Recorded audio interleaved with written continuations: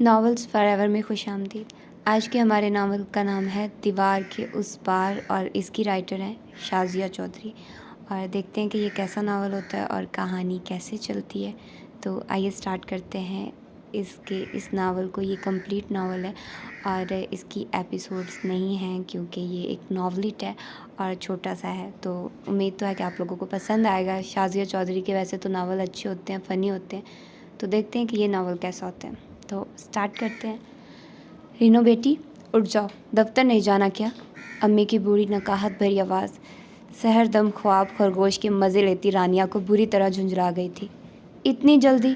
ابھی تو سوئی تھی۔ وہ مندی بندی آنکھوں کو بمشکل کھولنے کی کوشش کر رہی تھی۔ امی نے آگے بڑھ کر کھڑکی کے پردے ہٹا دیے تھے۔ سادہ سا چھوٹے سائز کا یہ کمرہ جو سنگل بیڈ، 2 کرسیوں اور ایک میز پر مشتمل تھا، روشنی کی تیز شعاؤں سے بھرتا چلا گیا۔ باہر دیکھو ذرا، کتنی دھوپ نکل آئی ہے۔ اوہو، ایک تو ان محترمہ کو بہت جلدی ہوتی آنے کی۔ رانیہ نے دھوپ کی نظر نہ آنے والی ٹھوس شخصیت سے گویا مکالمہ شروع کیا۔ جب سے ہم اس فلیٹ میں آئے ہیں عجیب و غریب اتفاقات دیکھنے کو ملے ہیں۔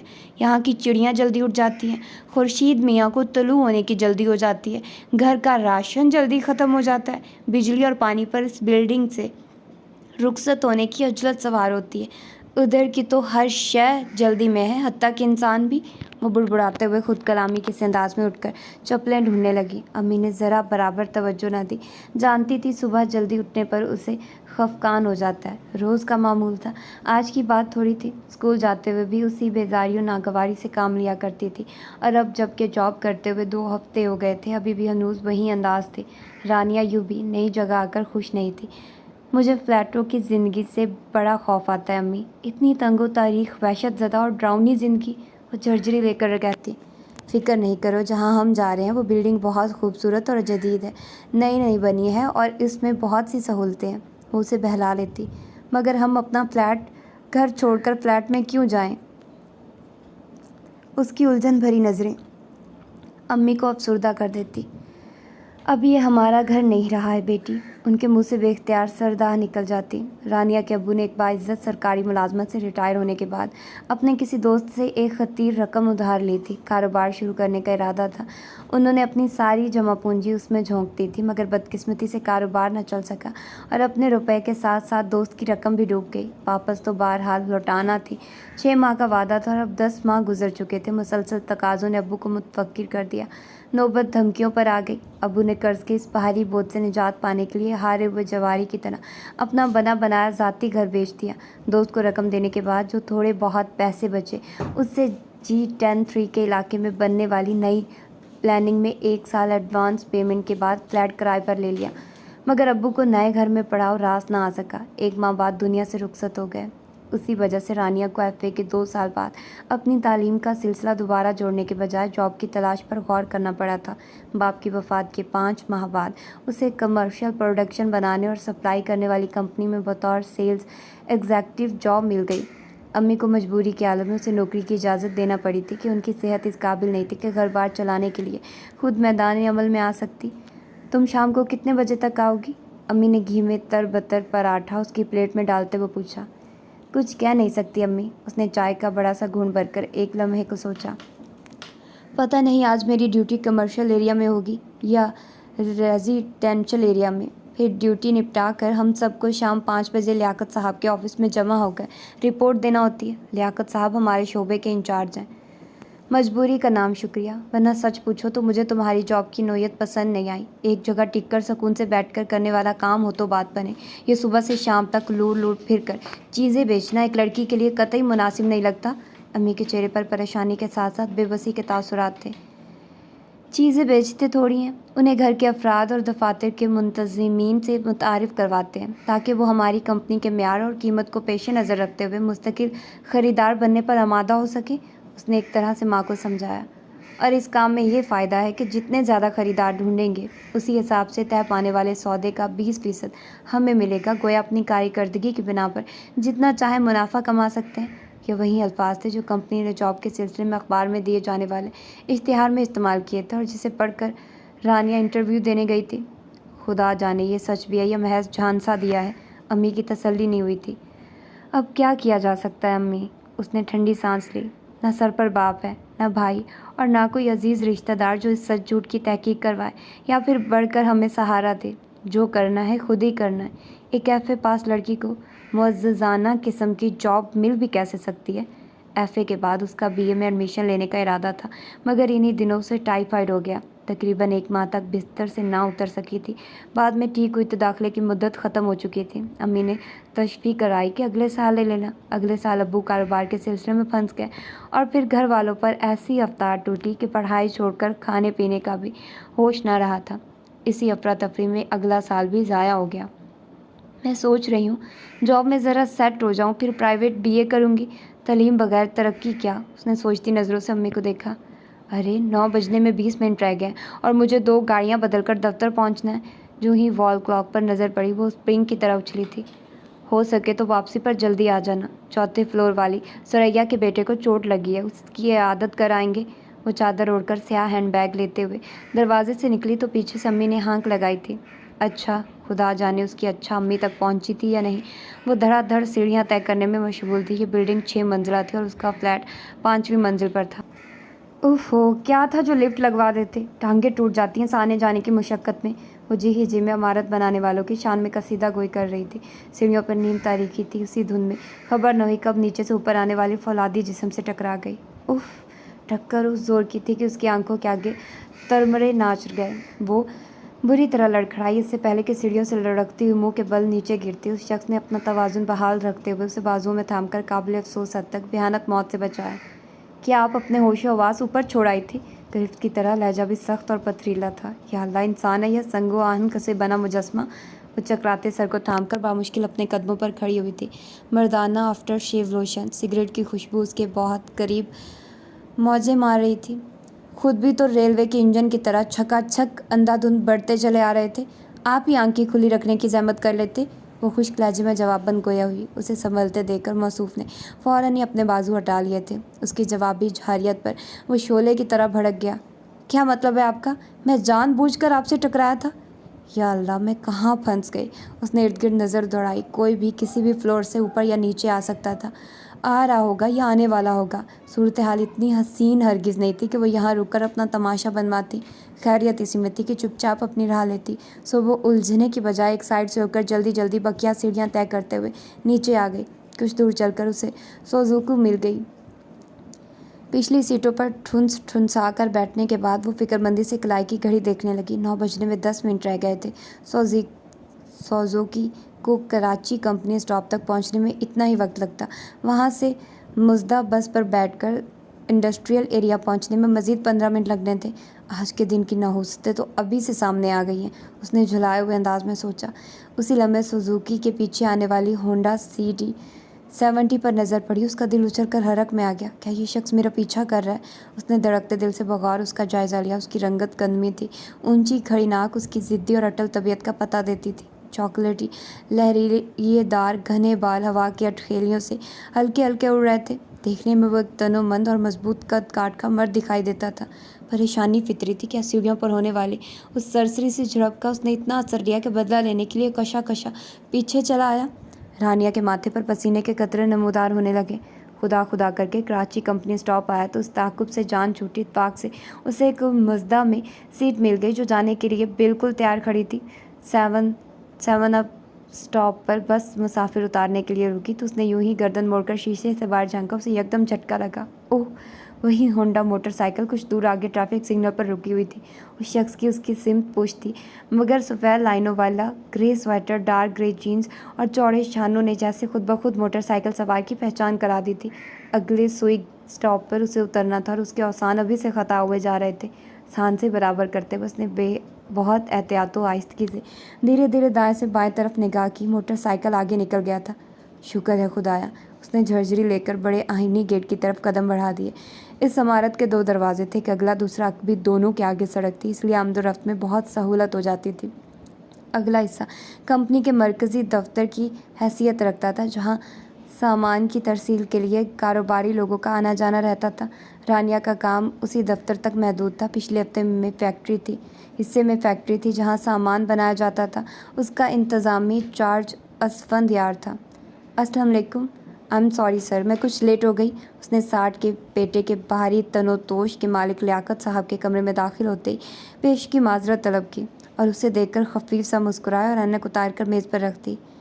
ये देरी यकीनन काबिल तारीफ़ ठहरती अगर तुमने वाकई इससे फ़ायदा उठाया होता। क्या मतलब सर? वो हाज़िरी रजिस्टर पर साइन करने के लिए झुकी थी। मतलब तो साफ ज़ाहिर है, न चेहरे पर डस्टम्पर, न जुल्फ़ में फूल, न लिबास में रंगीनी। तुमने तो किसी एक अंदाज में भी खातिर ख्वाह तब्दीली नहीं की। उन्होंने अफसोस से सर हिलाया। मेरा ख्याल है सर, इसकी ज़रूरत नहीं है, और ना मेरी अम्मी इजाज़त देंगी। वो साइन करके रजिस्टर बंद करने के बाद कलम मेज़ पर डालते हुए संजीदा हो गई। देखो भाई, जिस तरह तैयार करदा माल को काबिल तवज्जो बनाने के लिए उस पर खूबसूरत रैपिंग पेपर चढ़ाया जाता है, उसकी दीदा ज़ेब पैकिंग की जाती है, उसी तरह उसे फ़रोख्त करने के लिए दुकान और दुकानदार का पुरकशिश व जाज़बे नज़र होना लाजिम समझा जाता है। गाहक ख़रीदने से पहले बेचने वाले का जायज़ा लेते हैं। लियाकत साहब उसकी संजीदगी भांप कर खुशामदाना अंदाज इख्तियार कर चुके थे। ये बात सिर्फ तुमसे ही नहीं कहता, फरहत, रूबी, तानिया, अकमल, जवाद वगैरह को देख लो, वो भी तुम्हारे शोबे में काम करते हैं। कैसे सर से पैर तक सजे बने निखरे सवरे फिरते हैं। कमर्शियल एरिया की तरफ निकले तो हर कंपनी और एजेंसी में वजीराई हासिल करते हैं। दफ्तर हो या दुकान, लोग उन्हें हाथों हाथ लेते हैं। वो कामयाब सौदेबाजी के बाद लौटते हैं और रेजिडेंशियल एरिया में जाएं तो घर की ख़वातीन उनकी लच्छेदार बातों और शाइस्तगा और महज़ब अंदाज से मुतासिर होकर चीज़ें खरीदती हैं, उन्हें ऑर्डर देती हैं। यही अच्छे और कामयाब सेल्स एग्जेक्टिव की निशानियाँ होती हैं। मैं चाहता हूँ तुम भी यही हुनर इख्तियार करो ताकि तुम्हें ज़्यादा से ज़्यादा गाहक मिले। कंपनी को जितने ज़्यादा सौदे ला कर दोगी उतना ही कमाओगी और एक वक्त आएगा कि तुम अपनी सलाहियतों की बिना पर बहुत आगे निकल जाओगी। तुम्हारे पास अपना बंगला होगा, अपनी कार, मुलाजिम और बहुत कुछ। वो बहुत सलीके तरीके से उसकी आंखों में ख्वाब सजाने की कोशिश कर रहे थे और वह शायद इन ख्वाबों की गिरफ्त में आ भी जाती अगर लियाकत साहब की लबो लहजे और अंदाज में वाकई खलूस होता। न जाने क्यों उसे यूँ लगा जैसे वो दाना डालकर चिड़िया फांसने का एहतमाम कर रहे हैं। मुझे बहुत आगे निकलकर तनहा रह जाने से डर लगता है सर, वो सर लहजे में कहकर इजाज़त लेते हुए बाहर आ गई। ड्यूटी तो वो मालूम कर ही चुकी थी, उसे आज कमर्शियल एरिया में जाना था। बॉस के कमरे का चौबी दरवाज़ा खुलते ही खुशबुओं की लपेटों से बाहर निकलती सना के साथ आई थी। हेलो रानिया। रानिया हॉल कमरे में कंपनी का सामान से भरा मखसूस बैग कंधे पर लटका कर बाहर निकलने को थी जब बॉस की तरहदार हसीनो जमील सेक्रेटरी सना ने हॉल के एक साइड पर काउंटर के पीछे रखी रिवॉल्विंग चेयर पर बैठते हुए उसे मुखातिब किया। हेलो मिस सना, कैसी हैं आप? वो मुरव्वतन मुस्कुराई। सना उम्र के एतबार से 35 बरस की लाजिम होंगी, मगर देखने में हरगिज़ भी 25 से ज़ायद की नहीं लगती थी। दुबली पतली, बेहद स्मार्ट, पुरकशिश फिगर की मालिक उस औरत में न जाने क्या था कि बॉस ने पिछले 10 वर्ष से उसे मुस्तकिल अपनी सेक्रेटरी बनाकर रखा हुआ था, बल्कि वो एक तरह से कंपनी की सेकंड बॉस तस्वुर की जाती थी। बॉस उसकी बहुत मानते थे, इसी वजह से लोग उससे दबते थे। हम तो ठीक हैं, तुम सुनाओ, कैसी जा रही है जॉब? कोई मसला तो नहीं है? सना की हंसी में मर्दों के लिए एक ख़ास दिलरुबाई और तिलस्म था। नहीं शुक्रिया। अच्छा सुनो, फरमान एंड सन्स के ऑफिस का चक्कर ज़रूर लगाना, बॉस ने खसूसी ताकीद की है। कुछ दिन पहले उनकी बात हुई थी फरमान साहब से, वो हमारी कंपनी के प्रोडक्ट्स में दिलचस्पी रखते हैं। सना की हदायत पर सर हिलाते हुए वो बाहर निकल आए। सलाम बीबी। कॉरिडोर में झाड़ू लगाती 40 वर्ष की तंदुरुस्त व तवाना मोटे मोटे नकूश की हामिल ताहिरा ने उसे देखकर झाड़ू एक तरफ रख दी थी ताकि उस पर गर्द न पड़े। वालेकुम अस्सलाम खाला, क्या हाल है तुम्हारे? रानिया उससे खासी मानूस हो गई थी। ये कंपनी के बैरूनी मुलाजमा थी। रानिया ने शुरू में 1-2 मरतबा उसे खुद सलाम किया था। बड़ों को सलाम में पहल करने की तरबियत अम्मी ने गोया उसकी घुट्टी में डाल दी थी। मुलाजमा उसके हुस्न सलूक से इतनी मुतासिर और मसरूर हुई कि अब देखते ही मुअद्दब हो जाती थी। अक्सर उसकी शाह पाकर इधर उधर की बातें भी कर लेती थी। बीबी इस जगह कैसे आ गई? उसने अक्सर महसूस किया था कि वो उसकी यहाँ नौकरी पर खासी मुतअज्जिब व मुतवक्की रहती थी। नौकरी तो करना है ना खाला, जहाँ किस्मत ले जाए। वो फीकेपन से मुस्कुरा देती थी। पर तुम्हारे जैसी लड़कियों के लिए ये काम सही नहीं है बीबी। लड़की ज़ात हो, सारा सारा दिन सड़कों, बाज़ारों और गली मोहल्लों में तनहा फिरना और तरह तरह के मर्दों के पास जाना ठीक नहीं लगता। आज के ज़माने में भेड़िए और शुक्रे के जंगलों की बजाय आबादियों में निकल आए शिकार के लिए। ताहिरा अक्सर मौका पाकर चुपके से कह देती थी, तुम फिक्र नहीं करो खाला, मैं उनसे निपटना जानती हूँ। भाई आखिर कब फारिग होंगे आपके फरमान साहब? 1 घंटा इंतज़ार करने के बाद उसका सब्र जवाब दे गया तो वो तेज़ मेकअप और घटिया से हुलिये वाली रिसेप्शनिस्ट लड़की से उलझ पड़ी थी। 2 मिनट सर चाहते हैं बिल्कुल फारिग होकर आपसे बात करें। वो चमक चलो इंटरकॉम पर जत गई। रानिया ने दिल ही दिल में फुल स्पीड में उसे गालियाँ दी। صبح سے کمرشل ایریا میں خوار ہو کر ویسے ہی اس کی برداشت کی حد ختم ہو گئی تھی۔ عجیب و غریب نظریں، کچھ کہتی ہوئی تولتی ہوئی، جسم میں کھپ جانے والے ٹھٹھا دینے والی نظریں جن سے عجیب خوف سا محسوس ہوتا تھا۔ کمرشل ایریا میں پہلی ڈیوٹی ہی بھیانک تجربہ ثابت ہوئی تھی۔ بس فرجان اینڈ سنز آخری ٹارگٹ ہے، اس کے بعد سیدھا آفس واپس چلی جاؤں گی اور لیاقت صاحب کو صاف جواب دے دوں گی کہ میں آئندہ کمرشل ایریا میں ڈیوٹی نہیں کروں گی۔ اگر انہوں نے چوں چرا کی تو مس ثنا سے بات کروں گی۔ اس سے پہلے کہ اس کے خون کا نقطہ خلاؤ آخری پوائنٹ تک پہنچتا، چمک چلو نے اندر جانے کا اشارہ کر دیا۔ اسپرنگ دار براؤن دروازہ اس کے اندر قدم رکھتے ہی آٹومیٹک طریقے سے بند ہو گیا تھا۔ فلی فرنشڈ آرام دہ اور پرتعیش کمرہ اور باس کی سیٹ پر بیٹھا درمیانی عمر کا پختہ و جہاندیدہ لمبا چوڑا وجود، غالباً یہی فرمان صاحب تھے۔ جی مس پلیز تشریف رکھیے، اس کے لہجے میں نرمی تھی۔ رانیہ ہچکچاتے ہوئے ٹیبل کے سامنے والی کرسی پر بیٹھ گئی، جانے کیوں اسے اپنا دم گھٹتا محسوس ہو رہا تھا۔ جی چاہ رہا تھا ایک پل رکے بغیر یہاں سے نکل جائے۔ فرمان نے فون پر چائے کا آرڈر دیا تو وہ چونک گئی۔ پلیز جناب، اس کی ضرورت نہیں ہے، اس نے روکھے سے انداز میں کہا۔ تکلف نہ کیجیے، آپ آرام سے بیٹھیے۔ وہ بہت بھرپور نظروں سے اس کا صحیح و ملیح چہرہ دیکھ رہا تھا۔ میں آپ کو اپنی کمپنی کی پروڈکٹس دکھاتی ہوں۔ پروڈکٹس بھی دیکھ لیتے ہیں پہلے آپ کو تو خیر، وہ ایک ترنگ میں کہتا ہوا اچانک بات بدل گیا۔ رانیہ جذبت سی ہو گئی اور بیگ کھول کر کمپنی کی مصنوعات دکھانے لگی۔ سر، ہماری کمپنی نے اعلیٰ کوالٹی کی مختلف چیزیں متعارف کروائی ہیں، مثلاً shampoo, soap, detergent, powder, lotion اور ایک منٹ یار، سانس تو لے لو۔ وہ بڑے انداز سے مسکراتا ہوا سیٹ چھوڑ کر اس کی طرف آیا تھا۔ میرا خیال ہے جناب آپ سنجیدہ نہیں ہیں، میں چلتی ہوں۔ وہ لمحے کے 1000ویں حصے میں اس کی آنکھوں میں ابھرتی معنی خیز چمک سے اس کے ارادے کو پہچان گئی تھی۔ سرل سے اٹھ کھڑی ہوئی۔ ارے تم تو ناراض ہو گئی، ابھی سودا بھی طے کیے لیتے ہیں، بیٹھو تو صحیح۔ اپنی کمپنی کی روایات برقرار رکھتے ہوئے آرام و سکون سے 2 گھڑی ٹھہر کر بات کرو۔ وہ فوراً اس کی راہ میں مزاحم ہوا۔ وہ اور ہوتی ہوں گی جو آپ کے حسب منشا اور من پسند انداز میں سودے کرتی ہوں گی، میں ذرا مختلف قسم کی لڑکی ہوں۔ آپ انہی سے طے کر لیجیے گا معاملات، مجھے اجازت دیجیے۔ اس سے پہلے کہ وہ اسے روکتا فون کی بیل بج اٹھی۔ اس نے جھنجھائے ہوئے انداز میں فون اٹھایا۔ رانیہ امداد غیبی کا فائدہ اٹھاتے ہوئے لمحوں میں باہر نکل آئی۔ میرے خدا، لفٹ کی بجائے وہ گرتی پڑتی سیڑھیاں طے کر کے بلڈنگ سے نکل کر سڑک پر آئی تو اس کا پورا وجود پسینے میں غرق ہو چکا تھا۔ جو بھی لڑکی ایسے کام کے لیے نکلتی ہوں گی اسے یہی مسائل درپیش آتے ہوں گے، کچھ حالات سے سمجھوتہ کر لیتی ہوں گی، فرحت، روبی اور تانیہ کی طرح گاہک کی حسب خواہش اسے لبھاتی ہوں گی، اور کچھ ایڈجسٹ نہ ہونے والی یہ فیلڈ چھوڑ دیتی ہوں گی۔ مگر میں ایسا کیسے کر سکتی ہوں؟ مجھے اس جاب کی ضرورت ہے۔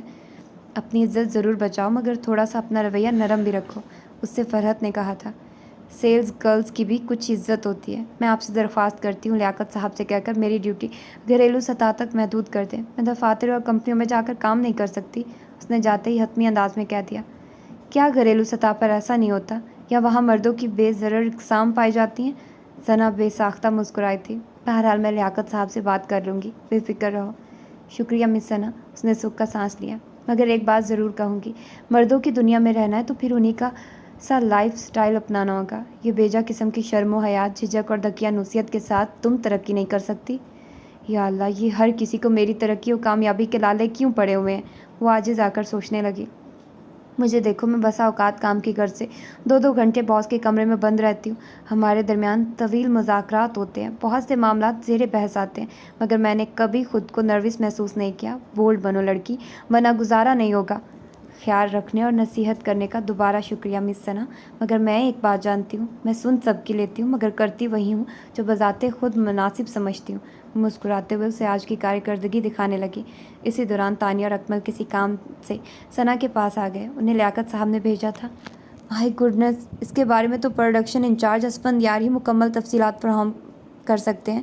مسٹر اکمل، تم فیکٹری رابطہ کرو، میں بات کرتی ہوں۔ ثنا کاغذات پر نظر ڈالتے ہوئے پریشانی سے گویا ہوئی، پھر وہ فون پر جت گئی۔ رانیہ نے نوٹ کیا تھا کہ پروڈکشن انچارج سے بات کرتے ہوئے ثنا کا لہجہ خاصا نرم تھا، حالانکہ وہ اختیارات میں بہرحال ثنا سے بڑھ کر نہیں تھا، مگر اس میں کچھ تھا کہ ورکرز مخاطب ہوتے ہوئے دھیان رکھتے تھے کہ وہ کمپنی کا بڑا اہم پرزہ تھا۔ اگر تم تھوڑی دیر کے لیے آ جاؤ تو مجھے سہولت رہے گی۔ ثنا کا انداز درخواست گزاری والا تھا، مگر حسب منشا جواب نہ پا کر وہ جھنجھلا سی گئی۔ اپنا اسسٹنٹ بھیجنے کی بجائے خود زحمت کر لو تو نوازش ہوگی۔ اچھا ٹھیک ہے، اس نے مایوسی اور نیم دلی سے فون رکھ دیا۔ مسٹر اسفندیار کا اسسٹنٹ آ رہا ہے، اس سے بات کر لینا۔ ثنا نے فون رکھتے ہوئے ڈھیلے سے انداز میں اکمل کو ہدایات دی۔ وہ سر ہلا کر چلا گیا۔ पत्थर है, बिल्कुल पत्थर, वो बुड़बुड़ा रही थी। रानिया को बेसाख्ता ही गुदगुदी हुई। कोई ऐसा भी है जो मिस सना के हुस्न के हजूर सजदा रेजी से इनकारी है? उसे तजस्सुस सा हुआ, फिर सर झटक कर अपने काम में लग गई। फारिग होने के बाद उसने अपनी चादर और बैग संभाला और गेट की तरफ चल पड़ी। सूरज ढल चुका था, बस आखिरी नारंगी किरणें उफक पर जलवा अफरोज थी। स्टॉप गेट के आगे ही था, सो वो खड़ी होकर बेताबी से दाएं तरफ नज़र घुमाकर किसी मज़दा या वैगन का इंतज़ार करने लगी। अचानक ही उसकी आंखें तहीरो तरद्दुद से फैलती चली गई। वही होंडा CT-70 उससे एक फरलांग पर दूर आकर रुकी थी। ग्रे स्वेटर और ग्रे जीन्स वाला वो मुश्तबा शख्स बगौर उसका जायज़ा ले रहा था। उसकी नज़रों में मखसूस मर्दाना लपक या तलब नहीं थी। बहुत साफ़ और सादा नज़रें थीं, मगर उनमें खोज और शकूक लहरा रहे थे, यूँ जैसे वो उसकी यहाँ मौजूदगी का जवाब तलाश कर रहा हो। रानिया की हालत गैर होने लगी। तो क्या वो दिन भर उसकी निगरानी करता रहा? चाहता क्या है ये खुदाई फौजदार? ऐसे घने और पुरस्कार बंदे से तो टक्कर लेते हुए भी जी डरता है। वो कदरे रुख मोड़कर बेचैनी से गाड़ी का इंतज़ार करने लगी। उसी साथ वो मोटरसाइकिल सवार चंद सानिये रुककर कुछ सोचते हुए आगे बढ़ गया। वो बिल्डिंग में दाखिल हुई तो उसकी होंडा पहले से पार्किंग के अहाते में मौजूद थी। उसे खामखाई लपकी चढ़ने लगी। मगरिब की अज़ानें हो रही थी। वो थके थके झुलाए हुए कदमों से अपने फ्लैट के दरवाजे तक पहुंची थी। मैंने तुमसे कहा था जल्दी आ जाना। अम्मी चाय का कप उसे थमाते हुए नरमी से याद दिलाने लगी। वो कपड़े बदलकर ड्राइंग रूम के कालीन पर पैर पसारे बैठी थी। यह कमरा कुशादा था। एक तरफ एक पुराना सा सोफ़ा सेट बिछा था और दूसरी तरफ 2-4 कुर्सियों वाला छोटी सी चौकोर मेज़ थी, जहाँ बैठकर माँ बेटी खाना खाती थी। एक कोने में ब्लैक एंड वाइट टीवी था। ये चीज़ें अब्बू ने यहाँ आकर सेकंड हैंड खरीदी थी। अपने घर का बेशकीमत सामान तो कर्ज उतारने में बिक गया था। कोशिश तो बहुत की थी अम्मी, मगर काम ज़्यादा था, इसलिए वो रुककर माँ को देखने लगी। आप गई थी फिर सुरैया आंटी के यहाँ? हाँ, जाना ज़रूरी था। आखिर को हक हमसायगी भी कोई चीज़ होती है। मेरा इरादा था कोई मीठी चीज़ भी बना के ले जाऊँगी, मगर नकाहत इतनी थी कि चूल्हे के पास खड़ा होना अजाब लग रहा था। अम्मी अपनी वज़ादारी और अखलाक से मजबूर थी। रानिया मुस्कुरा दी। आज क्या पकाया है? तुम्हारी पसंद का मटर पुलाव। ज़बरदस्त, उसने नारा लगाया। और अम्मी, हम खाना खाकर वॉक करने चलेंगे सामने सड़क पर, उसने इश्तियाक से कहा। बेटी, सड़क पर ट्रैफिक का रश होता है और तुम जानती हो मैं तेज़ नहीं चल सकती। उन्होंने अज़र तराशा। इस्लामाबाद की सड़कें तो रश के लिए तरसती हैं अम्मी। वो हंस पड़ी। ये इलाका वैसे भी बहुत पुरसुकून और अलग थलग है, कोई रश नहीं होगा, बस आपको चलना है, उसने बच्चों की तरह ज़िद की। अच्छा बाबा। अम्मी भला उसकी बात टाल सकती थी। अम्मी, आप थक तो नहीं गई? टहलते टहलते उसने कोई चौथी मर्तबा तशवीश भरी आवाज़ में दरियाफ्त किया।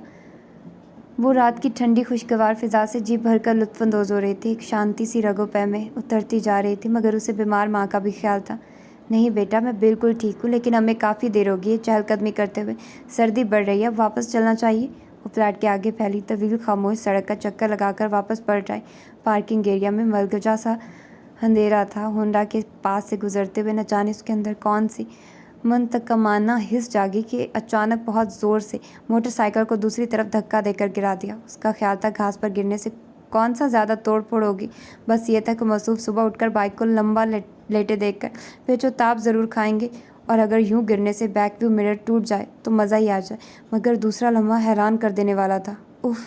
तेज़ से बेहाल होती एक तेज़ मर्दाना आवाज़ ने उसके कदमों तले से ज़मीन सिरका दी। क्या हुआ? आगे चलती अम्मी घबरा कर मुड़ी थी। अरे लीना, पकड़ना रीनो। वो बुरी तरह बेहसान होकर उसकी तरफ लपकी थी। वो मौसूफ गालबन दूसरी तरफ बैठे मोटर बाइक का कोई कुल पुर्जा चेक कर रहे थे, जो अचानक ज़ोरदार धक्का लगने से मोटर बाइक के नीचे आ गई। वो तो अल्लाह ने बचत की जो उसे बर वक्त चेहरा बचाकर कदरे पीछे रेंगने का मौका मिल गया था। यूँ बाकी जिस्म तो महफूज रहा, मगर दाएं टांग पूरी की पूरी नीचे आ गई थी। सूरत हाल की संगीनी का अंदाज़ा करते रानिया के होश उड़ गए। उसके वहमो गुमान में भी नहीं था कि बाइक की दूसरी तरफ वो बैठा हुआ है। बिल्डिंग के नीचे फ्लोर की खुली खिड़की से एक साहब झांक कर फटाफट बाहर निकल आए थे। उन्होंने बाइक उठाकर स्टैंड पर खड़ा करने के बाद ज़मीन पर लेटे उस शख्स को सहारा देकर उठाया। ज़्यादा चोट तो नहीं आई बेटे, वरना अस्पताल ले चलें? अम्मी उसके पास बैठकर फिक्रमंदी से पूछने लगी। मैं ठीक हूँ खातून। वो निचला होंठ दबाकर तकलीफ जब्त करने की कोशिश कर रहा था। मदद करने वाले साहब ने अपनी घरवाली को खिड़की से पैगाम देकर एक साफ कपड़ा, डेटॉल और कोई मरहम मंगवाया था। गालबन फर्स्ट एड के माहिर थे। कुछ देर बाद उसके ज़ख्मी टुकने और पैर का खून साफ करके पट्टी बांध चुके थे। अम्मी इतनी देर तक उसके पास बैठी रही। निचले फ्लोर के कुछ बच्चे भी तमाशा देखने आ गए थे। गनीमत था जो किसी को असल सबब मालूम नहीं हुआ था। सब उसे वाकई हादसा ख्याल कर रहे थे। حالانکہ سوچنے کی بات ہے، کیا خود بخود کسی جن نے موٹر بائک کر اس پر الٹا دی؟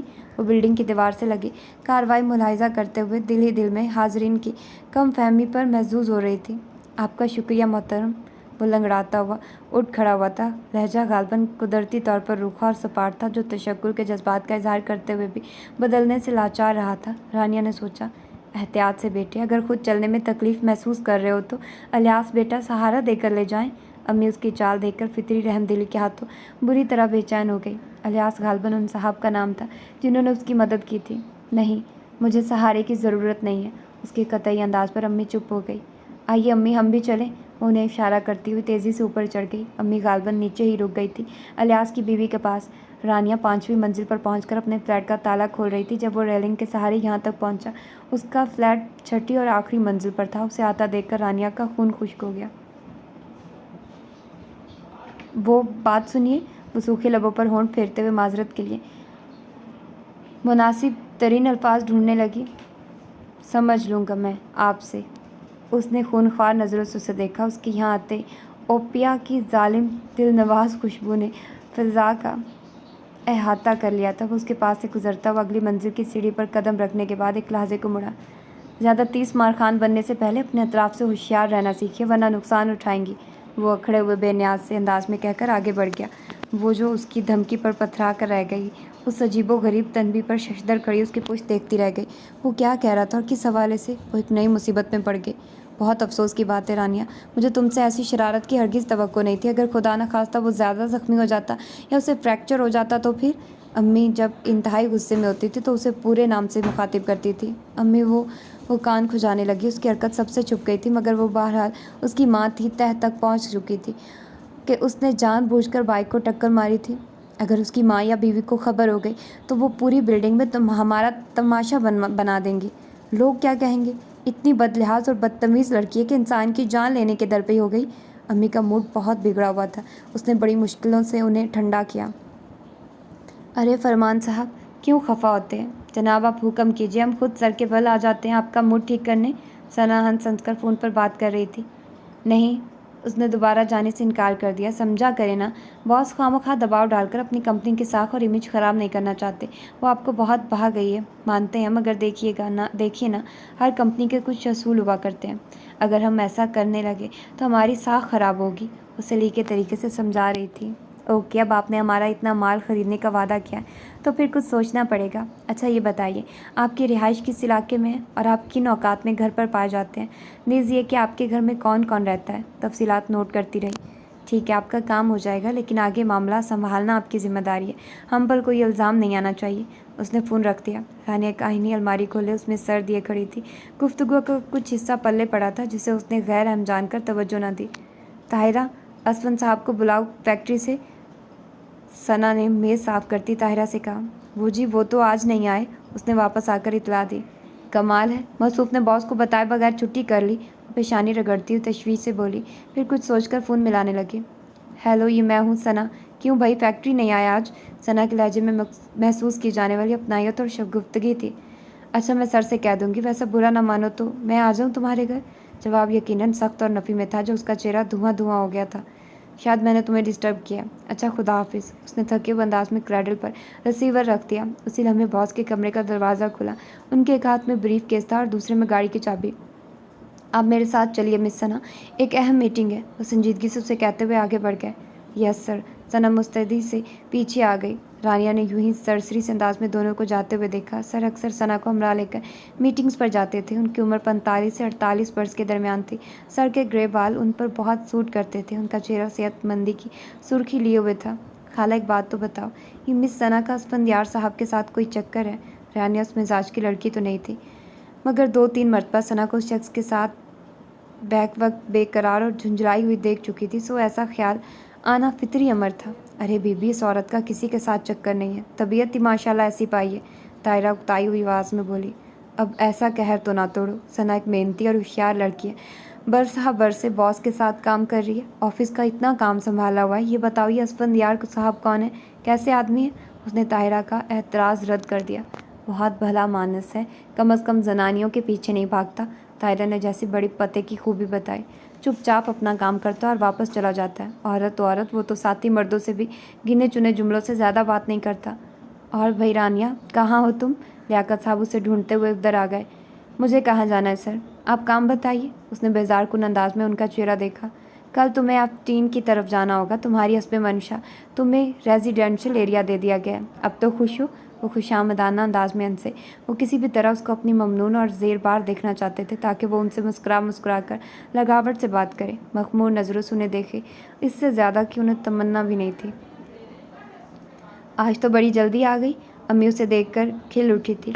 आज मैं कंपनी के दफ्तर में ही रही थी, बाहर का काम नहीं था। किचन से बड़ी खुशबुएं उठ रही हैं, क्या बनाया है? उसको तजस्सुस लाहक हुआ।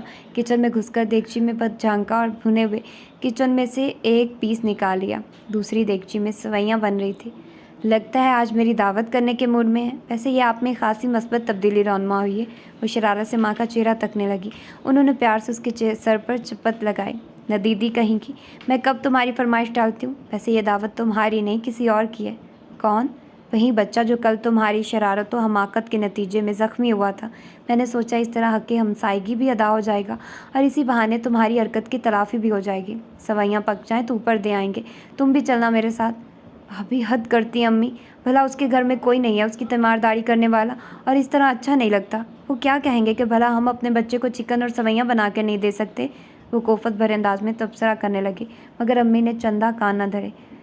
वो कुछ भी कहें, अपना फ़र्ज़ पूरा करके हम तो अपने ज़मीर के आगे सुरखरू हो जाएंगी। चलो तुम मुँह हाथ धोकर कपड़े बदल लो।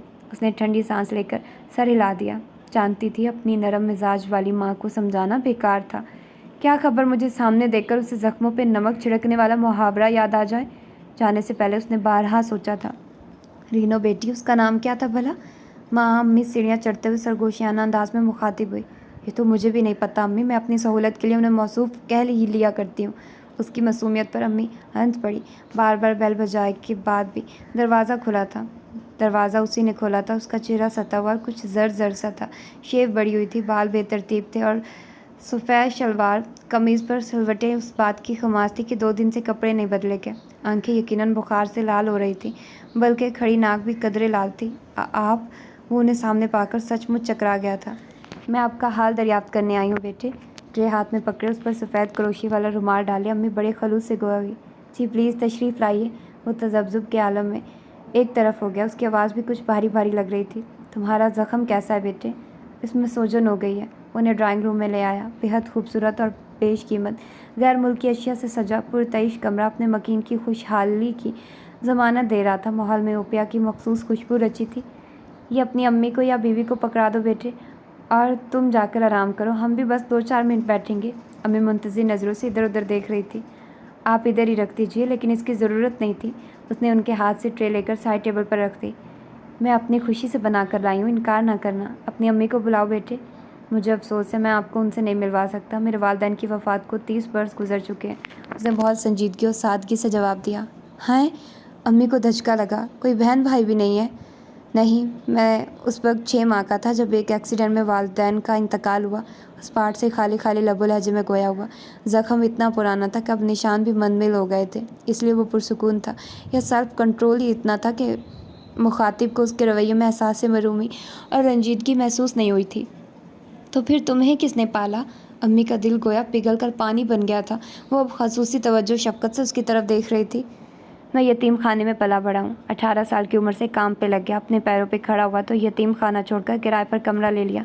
अल्लाह का करम है, आज मुझे मुलाजमत करते हुए 12 बरस गुजर चुके हैं। ये फ्लैट और घर का साजो सामान मैंने अपनी कमाई से ख़रीदा है। अनकरीब अपना ज़ाती कारोबार शुरू करने का इरादा रखता हूँ।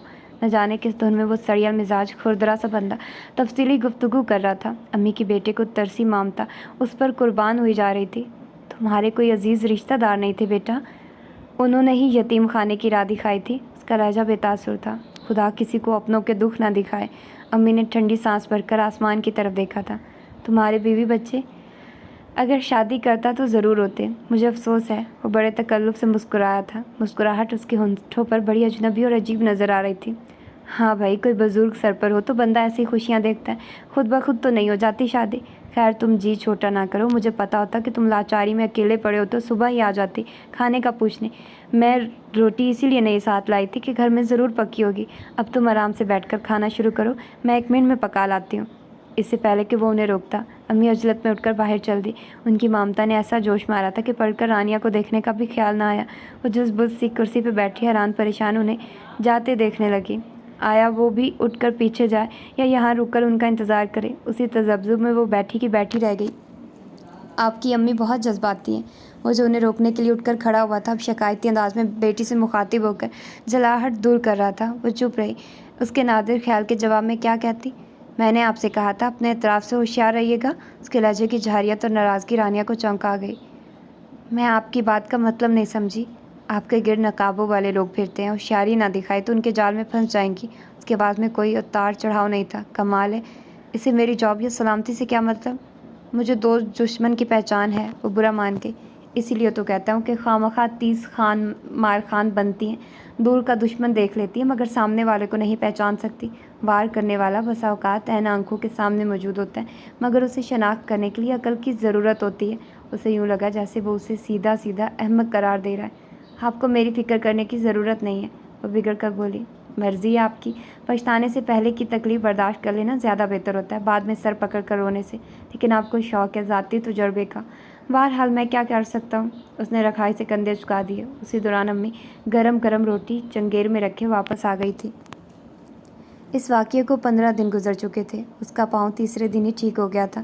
رانیہ نے بھی شکر کی سانس لی، ورنہ امی نے جو تیمار داڑھی کا شیڈول بنا لیا تھا اس کی وجہ سے گھریلو روٹین خاصی متاثر ہوئی تھی۔ صبح کا ناشتہ، دوپہر اور پھر رات کا کھانا۔ رانیہ اس روز کے بعد دوبارہ امی کے ساتھ نہیں گئی تھی۔ یوں بھی ایک چھڑے چھانٹ مرد کے پاس جانے کا جواز بھی نہیں بنتا تھا۔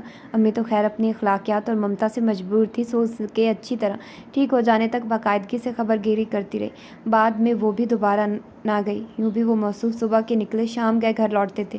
رانیہ کو آج F11 جانا تھا۔ پرسوں اسے پہلی تنخواہ ملی تھی اور ثنا نے تنخواہ دیتے ہوئے اسے ڈیوٹی ایریا بتایا تھا، تقریباً 1 بجے کے قریب جانا۔ اس سے پہلے تو یہاں کی بیگمات کی ویسے بھی آنکھ نہیں کھلتی ہوگی۔ نہ جانے کیوں رانیہ اس کام سے مطمئن نہیں تھی۔ 1 ماہ سے زائد ہو گیا تھا مگر وہ ابھی تک خود کو کمپنی ورکرز اور ماحول کے ساتھ ایڈجسٹ نہ کر پائی تھی۔ اسے اپنا آپ اجنبی سا لگتا، یوں جیسے وہ کسی غلط جگہ پر آ گئی ہے، ان لوگوں کے درمیان ہے جہاں اسے نہیں ہونا چاہیے۔ وہ کام کر رہی ہے جو اس جیسی لڑکی پر سوٹ نہیں کرتا۔ سفید بڑے سے گھر کی بیل بجاتے ہوئے وہ خاصی الجھی ہوئی تھی۔ ملازم نے دروازہ کھولا۔ اس نے اپنا اور کمپنی کا تعارف کروانے کے بعد بیگم صاحبہ کو اطلاع دینے کا کہا۔ آپ اندر آ جائیے، ملازم نے واپس آ کر مؤدبانہ کہا۔ ایک تو محترماؤں کو یہاں تک چلتے ہوئے موت آتی ہے۔ وہ تلملاتے ہوئے اندر آ گئی۔ ملازم اپنی رہنمائی میں اسے ایک پرشکوہ کمرے میں چھوڑ کر دروازہ بند کر کے باہر چلا گیا۔ اسی لمحے دوبارہ دروازہ کھلا۔ وہ آئی، گھر میں ہماری خدا کی قدرت ہے، جانی پہچانی شانت آواز پر اس نے گردن گھمائی اور پھر جیسے پوری چھت اس پر آ رہی، سیاہ 3 پیس سوٹ میں فرمان بڑی نشیلی مسکان سے اسے دیکھ رہا تھا۔ آپ، یہ آپ کا گھر ہے؟ اس کے سوکھے حلق سے آواز نہیں نکل رہی تھی۔ جی ہاں، یہ میرا غریب خانہ ہے۔ سچ شکر کہ آپ نے رونق تو بخشی، میں کب سے آپ کا منتظر تھا۔ اس کی آنکھوں اور لہجے سے آنچ پھوٹتی محسوس ہو رہی تھی۔ رانیہ غیر محسوس انداز میں چند قدم پیچھے سے رک گئی۔ ڈرو نہیں بیبی، کم آن۔ اس کا مخمور لہجہ سرگوشیانہ ہو گیا۔ وہ اتنا نزدیک آ گیا تھا کہ بچ نکلنے کا راستہ نہ رہا تھا۔ رانیہ کے خوف سے ابلتی آنکھیں مستبرانہ انداز میں ادھر ادھر کا جائزہ لے رہی تھی۔ ذرا اپنا ہاتھ دے مجھے۔ اس نے اس کا ہاتھ پکڑنے کی کوشش کی۔ اسی لمحے رانیہ کے ذہن میں آ گیا کہ اسے کیا کرنا ہے۔ سائڈ ٹیبل پر رکھا پیتل کا بڑا سا گلدان اٹھانے میں محض 1 سیکنڈ ہی صرف ہوا تھا۔ اگلے منٹ میں وہ پوری قوت سے فرمان کی پیشانی پر لگا۔ چوٹ اتنی شدید تھی کہ وہ ڈکراتے ہوئے جانور کی طرح کلین پر لڑک گیا۔ اس کی پیشانی، چہرہ اور گردن خون سے رنگین ہو چکے تھے۔ رانیہ نے کانپتے ہوئے ہاتھوں سے گلدان دوبارہ اپنی جگہ پر رکھا اور خود کو گھسیٹتے ہوئے جلدی سے دروازہ کھول کر باہر نکل آئی تھی۔ بدحواسی میں وہ اپنا بیگ بھی وہیں چھوڑ آئی تھی۔ گیٹ پر موجود چوکیدار نے حیرانی سے اسے تقریباً بھاگتے ہوئے نکلتے دیکھا تھا۔ جتنی دیر میں وہ صورتحال سمجھ کر اس کے پیچھے آتا، وہ مارکیٹ والی روڈ پر ٹرن لے چکی تھی۔ اللہ میاں، کوئی ٹیکسی مل جائے۔ وہ جلد از جلد اس سیکٹر سے دور ہونا چاہتی تھی۔ وہاں ہونڈا CD 70 پوری رفتار سے اس کے قریب آ کر رکی۔ چلو بیٹھو۔ اس کا لہجہ کھردرا اور مضطرب تھا۔ رانیہ نے فیصلہ کرنے میں 1 سیکنڈ کی بھی مہلت نہ لی اور جیسے تیسے اس کے پیچھے بیٹھ گئی، گو کہ یہ بھی رسکی تھا۔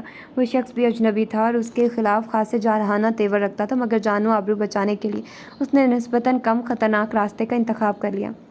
اگر ٹیکسی کے انتظار میں کھڑی رہتی تو فرمان کے بندوں کے ہاتھ لگنا مشکل نہیں تھا۔ خدا جانے وہ مردود مر گیا ہے یا اور اگر سچ مچ وہ ہلاک ہو گیا تو اسے سوچ کر ہی جھرجھری آ گئی۔ مجھے کیا خبر تھی اس ایریا میں اس کی رہائش گاہ ہوگی۔ جلدی وہ لوگ پشاور موڑ پہنچ گئے تھے۔ مارکیٹ کے قریب کا کابل ریسٹورنٹ کے آگے اس نے بائک روک دی۔ چلو آؤ، میں نہیں اتروں گی، مجھے اپنے آفس جانا ہے۔ مجھے بھی غیر عورتوں کو ساتھ لے کر ہوٹلوں میں خوار ہونے کا شوق نہیں ہے، کچھ بات کرنا ہے تم سے۔ اب کیا چوراہے پر کھڑا ہو جاؤں تمہارے ساتھ؟ وہ برس پڑا۔ رانیہ گڑبڑا کر اس کے ہمراہ اندر آ گئی، دل ہی دل میں جل بھن رہی تھی۔ بھلا میں کیوں خواہ موصوف کے روب میں آ رہی ہوں؟ بڑھایا میرا چاچا ماما، اسے اپنی بے بس کیفیت بالکل بھی اچھی نہیں لگ رہی تھی۔ کچھ بچا لائی ہو یا گواہ آئی ہو اپنا آپ؟ وہ کرسی پر بیٹھتے ہوئے بڑی چپتی نظروں سے اسے ٹٹول رہا تھا۔ رانیہ کی ہتھیلیوں میں پسینہ اتر آیا، وہ ہونٹ چباتے ہوئے سر جھکا کر انگلیاں مسل رہی تھی، چہرہ احساسی شرمندگی سے سرخ ہوا جا رہا تھا۔ ایسا کچھ نہیں ہوا، بہت طاقت لگا کر اس نے مضبوط اور ٹھوس لب و لہجہ اختیار کیا تھا۔ پورا واقعہ بیان کرو۔ اس کے چہرے سے سکون اور اطمینان چھلکنے لگا۔ رانیہ نے مختصراً بتا دیا کہ موصوف کی جسارت اس نے کیا حکمت عملی اپنائی۔ اس سے پہلے کہاں ملا تھا تم سے؟ وہ کس دھڑلے سے اسے تم کہہ کر مخاطب کر رہا تھا؟ رانیہ کو طیش تو آیا مگر صبر کے گھونٹ بھر کر چپ رہی۔ جس دن میری کمرشل ایریا میں ڈیوٹی تھی، اس کے تیور مجھے اسی دن کھٹک گئے تھے، اسی لیے اس کی چکنی چپڑی باتوں میں آنے کے بجائے جان چھڑا کر آ گئی تھی۔ تمہیں سازش سے پھنسایا گیا، مگر کمال حماقت یہ ہے کہ تم ابھی تک سامنے کا بندہ نہیں دیکھ سکی۔ کون؟ لیاقت صاحب؟ اسے خیال آیا، نہیں، وہ محض کاغذ کے شیر ہیں، پس پردہ دوسرے لوگ ہیں۔ اس نے ذومانیت سے کام لیا۔ دوسرے کون؟ رانیہ الجھ گئی، پھر چونک کر اس کی صورت دیکھنے لگی۔ مگر آپ کو یہ سب کیسے معلوم ہوا اور آپ F11 کس طرح پہنچے؟ سب سے پہلے پوچھے جانے والا سوال کا خیال اسے اب آیا تھا۔ آپ اپنی آنکھیں کھلی رکھیے تو آپ کو دوسرے بھی نظر آئے نا، وہ طنزاً بولا، پھر اٹھ کھڑا ہوا۔ چلو مجھے دیر ہو رہی ہے۔ اور پھر جب اس نے آفس کے عین سامنے پارکنگ لاٹ میں موٹر بائک روکی تو اپنی گاڑی کی طرف بڑھتی ہوئی ثنا نے انتہا درجے کے تحیر سے اس کی سمت دیکھا تھا۔ وہ اسے ڈراپ کر کے واپس فوراً ہو لیا۔ یہ تمہیں کہاں مل گیا؟ اور اس نے تمہیں اپنے ساتھ بٹھانا کیسے گوارا کر لیا؟ ثنا کے لہجے سے استجاب ٹپک رہا تھا۔ رانیہ کوئی بات نہ بنا پائی، کیا بتائے اور کیا کہیں؟ اس نے ثنا کے تعجب پر دھیان نہیں دیا تھا۔ وہ اس ادھیڑ بن میں لگی ہوئی تھی کہ ثنا کو سارا واقعہ بتانا چاہیے یا نہیں۔ دوسرے دن اس کی آف تھی، اس سے اگلے روز ڈیوٹی پر آئی تو اندر سے خوفزدہ سی تھی، کسی انہونی کے ڈر سے ادموئی ہوئی جا رہی تھی۔ رانیہ ادھر آؤ۔ ثنا کے پکارنے پر وہ متوج سی اس کی ٹیبل کے پاس آ کر رک گئی۔ تمہارے ساتھ کیا ہوا تھا پرسوں؟ اس کا لہجہ بےحد نرم تھا مگر نظریں گہرائی تک جانچنے کی صلاحیت رکھتی تھی۔ پرسوں؟ اس کا سانس حلق میں اٹکنے لگا۔ کچھ بھی نہیں، اس نے جلدی سے تھوک نکل کر کہا، مگر فرمان صاحب کے ملازمین کا خیال کچھ اور ہے۔ ان کے مطابق تم نے کمپنی کے پروڈکٹ متعارف کروانے کے بہانے گھر میں گھس کر فرمان صاحب پر قاتلانہ حملہ کیا اور پھر انہیں زخمی حالت میں چھوڑ کر فرار ہو گئی۔ گیٹ کا چوکیدار اور مالی گواہ ہیں اس واقعے کی، انہوں نے تمہیں آتے جاتے دیکھا تھا۔ رانیہ کا سانس اوپر کا اوپر اور نیچے کا نیچے رہ گیا۔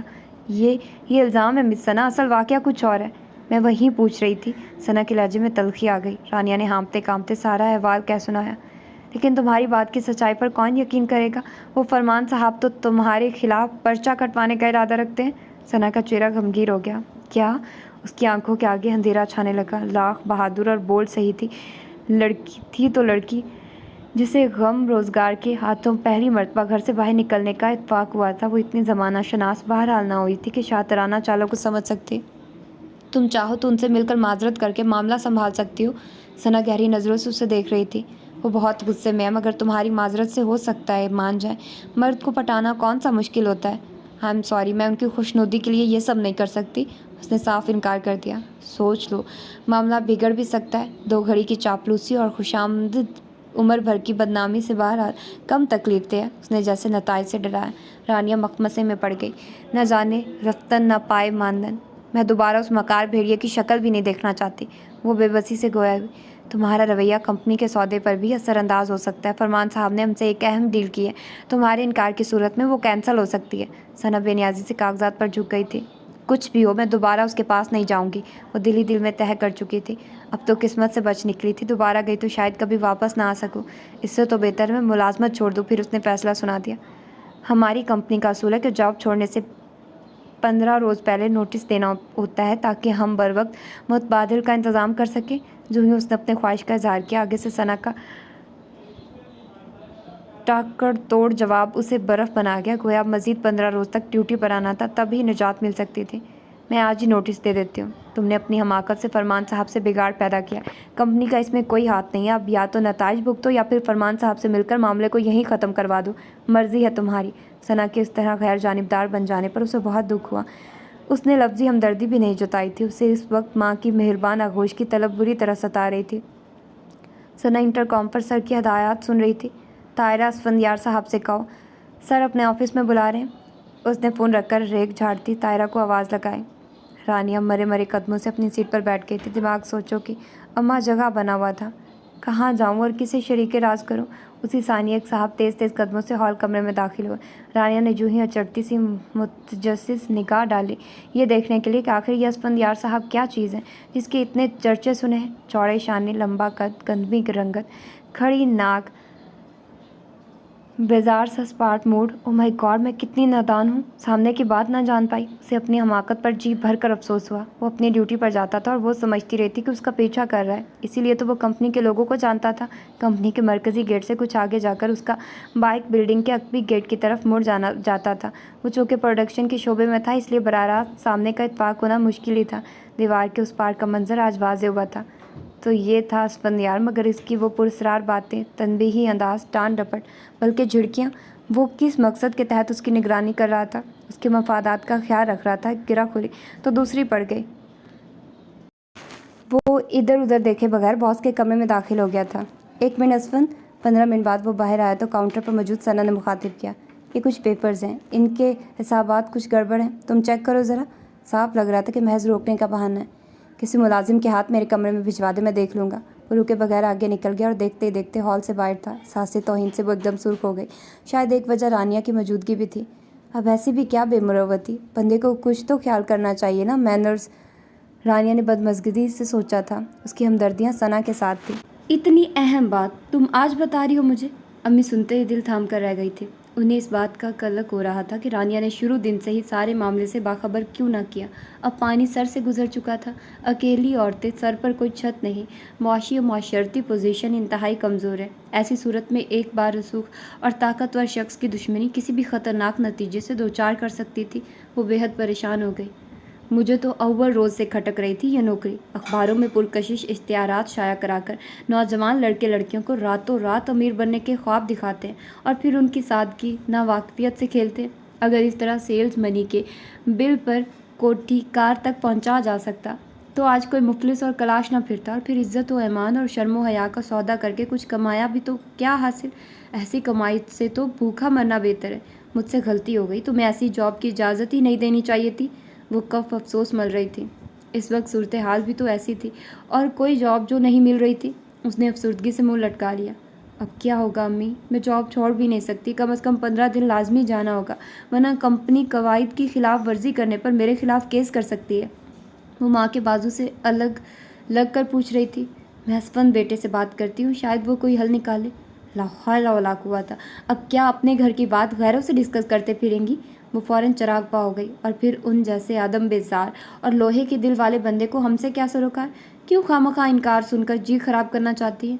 अब ऐसा भी नहीं है, वो बातचीत में रूखा फीका सही, दिल का बहुत अच्छा, कितना ख्याल रखता है मेरा।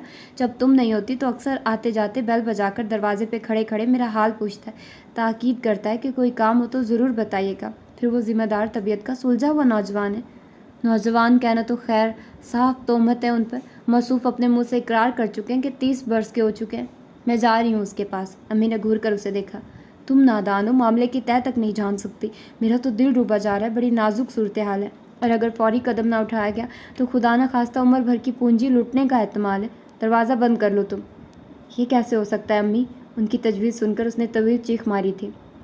आप मौसूफ के पास मसला हल कराने गई थी या मेरा रिश्ता तय करने? वो मुठ्ठियाँ भींचकर अपना गुस्सा कंट्रोल कर रही थी। तुम सुनो तो सही, हत्थे से क्यों अखड़ रही हो? और इधर आओ, यहाँ बैठो, मैं तुम्हें सारी बात बताती हूँ। उन्होंने ज़बरदस्ती उसे अपने बिस्तर पर बिठा लिया। फिर हौले हौले उसके बालों में उंगलियाँ फेरते हुए बताने लगे। मैंने अपनी बात बताई तो उसने बताया कि वो काफ़ी हद तक मामले से वाकिफ़ है। वो इसी कंपनी में काम करता है। ये बात भी उसके इल्म में थी कि फरमान एंड सन्स के साथ तुम्हारे बॉस की कोई अहम डील हुई है और इसके साथ साथ एक खुफिया डील भी मशरूत की गई थी। चनाचे बॉस के मशवरा तलब करने और फरमान के फ़ोन करने पर सना ने तुम्हें सोची समझी स्कीम के तहत फरमान के इलाके में मार्केटिंग के लिए भेजा। کسی طرح اسفند کو اس پلان کا علم ہو گیا تھا، اسی لیے وہ اس دن تمہاری تلاش میں F11 کی طرف آیا تھا۔ اسفند کو یقین ہے کہ فرمان کی طرف سے زبردستی گھر میں گھس کر قاتلانہ حملہ کرنے کا کیس بھی ثنا اور باس کے مشورے سے تیار کیا گیا ہے۔ وہ جانتے ہیں کہ تمہاری بیگ پر کوئی نہیں ہے، اسی لیے ذرا دھمکا کر تمہیں اپنے مخصوص مقاصد کے لیے استعمال کر سکتے ہیں۔ اسی کے پیش نظر اسفند نے تمہاری شادی کی تجویز پیش کی تھی۔ میں نے عذر پیش کیا کہ فی الحال اتنی جلدی رشتہ نہیں طے کیا جا سکتا، اور جواب میں موصوف نے اپنا پرپوزل پیش کر دیا۔ رانیہ نے دانت پیس کر بات مکمل کی۔ تو اس میں حرج ہی کیا ہے؟ امی اس کے غیظ و غضب پر جل کر پوچھنے لگی۔ اسے کہتے ہیں جان نہ پہچان، اور بڑی خالہ سلام جمعہ 8 دن بھی نہیں ہوئے اس سے ٹاکرا ہوئے، اور ہم بلا سوچے سمجھے رشتہ داری جوڑنے لگے۔ حد ہو گئی امی، صرف 1-1.5 ماہ کے عرصے میں کسی کو کیسے پرکھا جا سکتا ہے؟ خدا جانے وہ سچا ہے یا فراڈ کر رہا ہے۔ یوں ہی جھوٹی موٹی داستان سنا دی ہو اپنی یتیمی کی۔ وہ جلال کے عالم میں کمرے میں ٹہل رہی تھی۔ میں نے بھی دنیا دیکھی ہے، تم ابھی کم عمر ہو، بچی ہو، اپنا برا بھلا ماں سے زیادہ نہیں جان سکتی۔ دنیا بے اعتبار صحیح، مگر آخر کسی پر تو بھروسہ کرنا ہے، اس کے بغیر گزارا بھی نہیں ہے۔ مگر میں موصوف سے شادی نہیں کرنا چاہتی۔ ہم سوری۔ اس کے صاف جواب پر امی چپ رہ گئی۔ ٹھیک ہے، میں اسے جواب دے دیتی ہوں، تم پر زبردستی تو نہیں کر سکتی اب۔ وہ ٹھنڈی سانس لے کر اٹھ کھڑی ہوئی۔ سنو رانیہ، تم کسی اچھے وکیل کو جانتی ہو؟ اس کے ڈیوٹی بھگتانے کی مدت میں محض 5 دن باقی رہ گئے تھے جب ثنا نے ایک روز اچانک پوچھ لیا۔ کیوں؟ وہ ڈر سی گئی تھی۔ اگر جانتی ہو تو اس کا بندوبست کر لو۔ ابھی تمہارے آنے سے 10 منٹ پہلے پولیس کے 2 اہلکار آئے تھے سادہ لباس میں، انہیں تمہاری تلاش ہے۔ کیا مطلب؟ اس کے دماغ پر جیسے کسی نے ہتھوڑا برسا دیا تھا۔ ہاں، فرمان صاحب تم پر کیس کر چکے ہیں۔ میڈیکل رپورٹ سے یہ بات ثابت ہو چکی ہے کہ ان پر پیتل کے بھاری بھرکم آلے سے وار کیا گیا، اور پولیس گلدان پر تمہاری انگلیوں کے نشانات بھی لے چکی ہے۔ ثنا کا لہجہ جتنا لاپرواہ تھا، اسی حساب سے رانیہ کے اندر خوف سرایت کرتا جا رہا تھا۔ وہ جیسے تیسے کام نپٹا کر شام کو گھر پہنچی تو ایک نئی قیامت اس کی منتظر تھی۔ رینو بیٹی، ہم تو تباہ ہو گیا۔ آج دوپہر کو پولیس آئی تھی یہاں، وہ اچھی طرح گھر کی تلاشی لے کر گئی ہے۔ وہ تو شکر ہوا جو دونوں یونیفارم میں نہیں تھے، ورنہ سارا محلہ تماشا دیکھتا۔ امی کی آواز کانپ رہی تھی، چہرہ ہلدی کی طرح زرد ہو رہا تھا۔ اب اور کیا بربادی ہوگی؟ بس میں نے ٹھان لیا ہے، تمہیں میری قسم، اب تم کچھ نہیں بولو گی۔ میں آج ہی اسپن سے بات کرتی ہوں، کل تک تمہارا نکاح ہو جانا چاہیے۔ الیاس اس کی بیوی کو اور سریا کو مدعو کر لیتے، بلڈنگ کے باقی لوگوں کے گھر مٹھائی بھجوا دیں گے تاکہ اطلاع بھی ہو جائے اور ان کا گلہ بھی جاتا رہے کہ شادی میں نہیں بلوایا۔ امی پلیز ایسا کچھ نہ کریں، دیکھیے میری بات سنیے۔ اس نے انہیں روکنے کی بہتری کوشش کی، مگر وہ اپنے ارادے سے 1 انچ پیچھے نہ ہٹی۔ اب میں تمہاری ایک نہیں سنوں گی۔ پہلے بھی تمہاری مان کر سیلز ایگزیکٹو کی جاب پر رضامندی ظاہر کی تھی، اب بھگت لیا اس کا نتیجہ۔ وہ بے بسی سے سر پٹکتی رہ گئی، مگر انہوں نے اس کی نہیں سنی۔ اگلے دن وہ دوپہر کو چھٹی لے کر گھر واپس آئی تھی کہ امی نے سختی سے ہدایت کی تھی، شام تک نکاح ہو گیا۔ بے حد سادگی بلکہ افراتفری میں ہوا تھا۔ دلہن ناپے کا روایتی اہتمام بھی نہ ہو سکا۔ اتفاق سے امی نے عید کے لیے اس کا فیروزی ہلکے سے دبکے کے کام والا سوٹ بنوا کے رکھا تھا، وہیں پہنا دیا گیا۔ زیور کے 2 سیٹ امی نے شروع سے اس کے لیے سنوار رکھے تھے، انہیں پہن لیا۔ مہندی اپٹن کا بھی وقت نہیں تھا، بس ہلکی سی لپسٹک اور کاجل کی دھار آرائش کا کام دے رہی تھی۔ انشاءاللہ ولیمے پر کسر نکالیں گے، امی مطمئن تھی۔ امی آپ اکیلی رہ جائیں گی۔ اسے بار بار اس زبردستی اور اپنی بے بسی پر رونا آ رہا تھا۔ اکیلی کہاں بیٹے، یہ 2 قدم کا تو فاصلہ ہے۔ انہوں نے بڑے حوصلے سے کام لیا تھا، خود تھام کر اسفند کے کمرے میں چھوڑ کے آئی تھی۔ رو کیوں رہی ہو؟ کمرے میں آتے ہی موصوف نے پہلا سوال داغا تھا۔ لو جی، اب روؤں بھی نہ اپنے برے نصیبوں پر، اور پوچھ کیسے رہیں؟ جیسے ڈانٹ رہے ہو، اب آ رہا ہے رونا تو ہم کیا کریں؟ اس کی جان جل کر رہ گئی تھی۔ وہ بیڈ کی بجائے نیچے قالین پر بیٹھی تھی، سر البتہ مسحری سے ٹکایا ہوا تھا۔ اسفند یار اطمینان سے اپنے جوتے اور جرابیں اتار رہا تھا، پھر الماری کھول کر کپڑے نکالے اور باتھ روم میں گھس گیا۔ واپس آیا تو گرے آرام دہ شلوار قمیض میں تھا۔ وہ اسی طرح بیٹھی تھی، البتہ زیور آتے ہی اتار کر ڈریسنگ ٹیبل کے دراز میں ڈال دیا تھا، بلکہ ٹیشو سے لپسٹک بھی رگڑ کر اتار دی تھی۔ کپڑے اس لیے نہیں بدلے کہ خاصے آرام دہ تھے، اور اس کے پاس دوسرے تھے بھی نہیں۔ کیا مسئلہ ہے؟ لڑائی وغیرہ کا موڈ ہے کیا؟ وہ اس کی طرف آتے ہوئے بستر کے کنارے پر بیٹھ گیا اور ہولے سے اس کے بیڈ سے ٹکے سر کے بالوں کو چھوا۔ وہ سرک کر آگے ہو گئی۔ اوپیا کی خوشبو نے اس کا احاطہ کر لیا تھا۔ وہ غور سے اس کے چہرے کے تاثرات پڑھ رہا تھا۔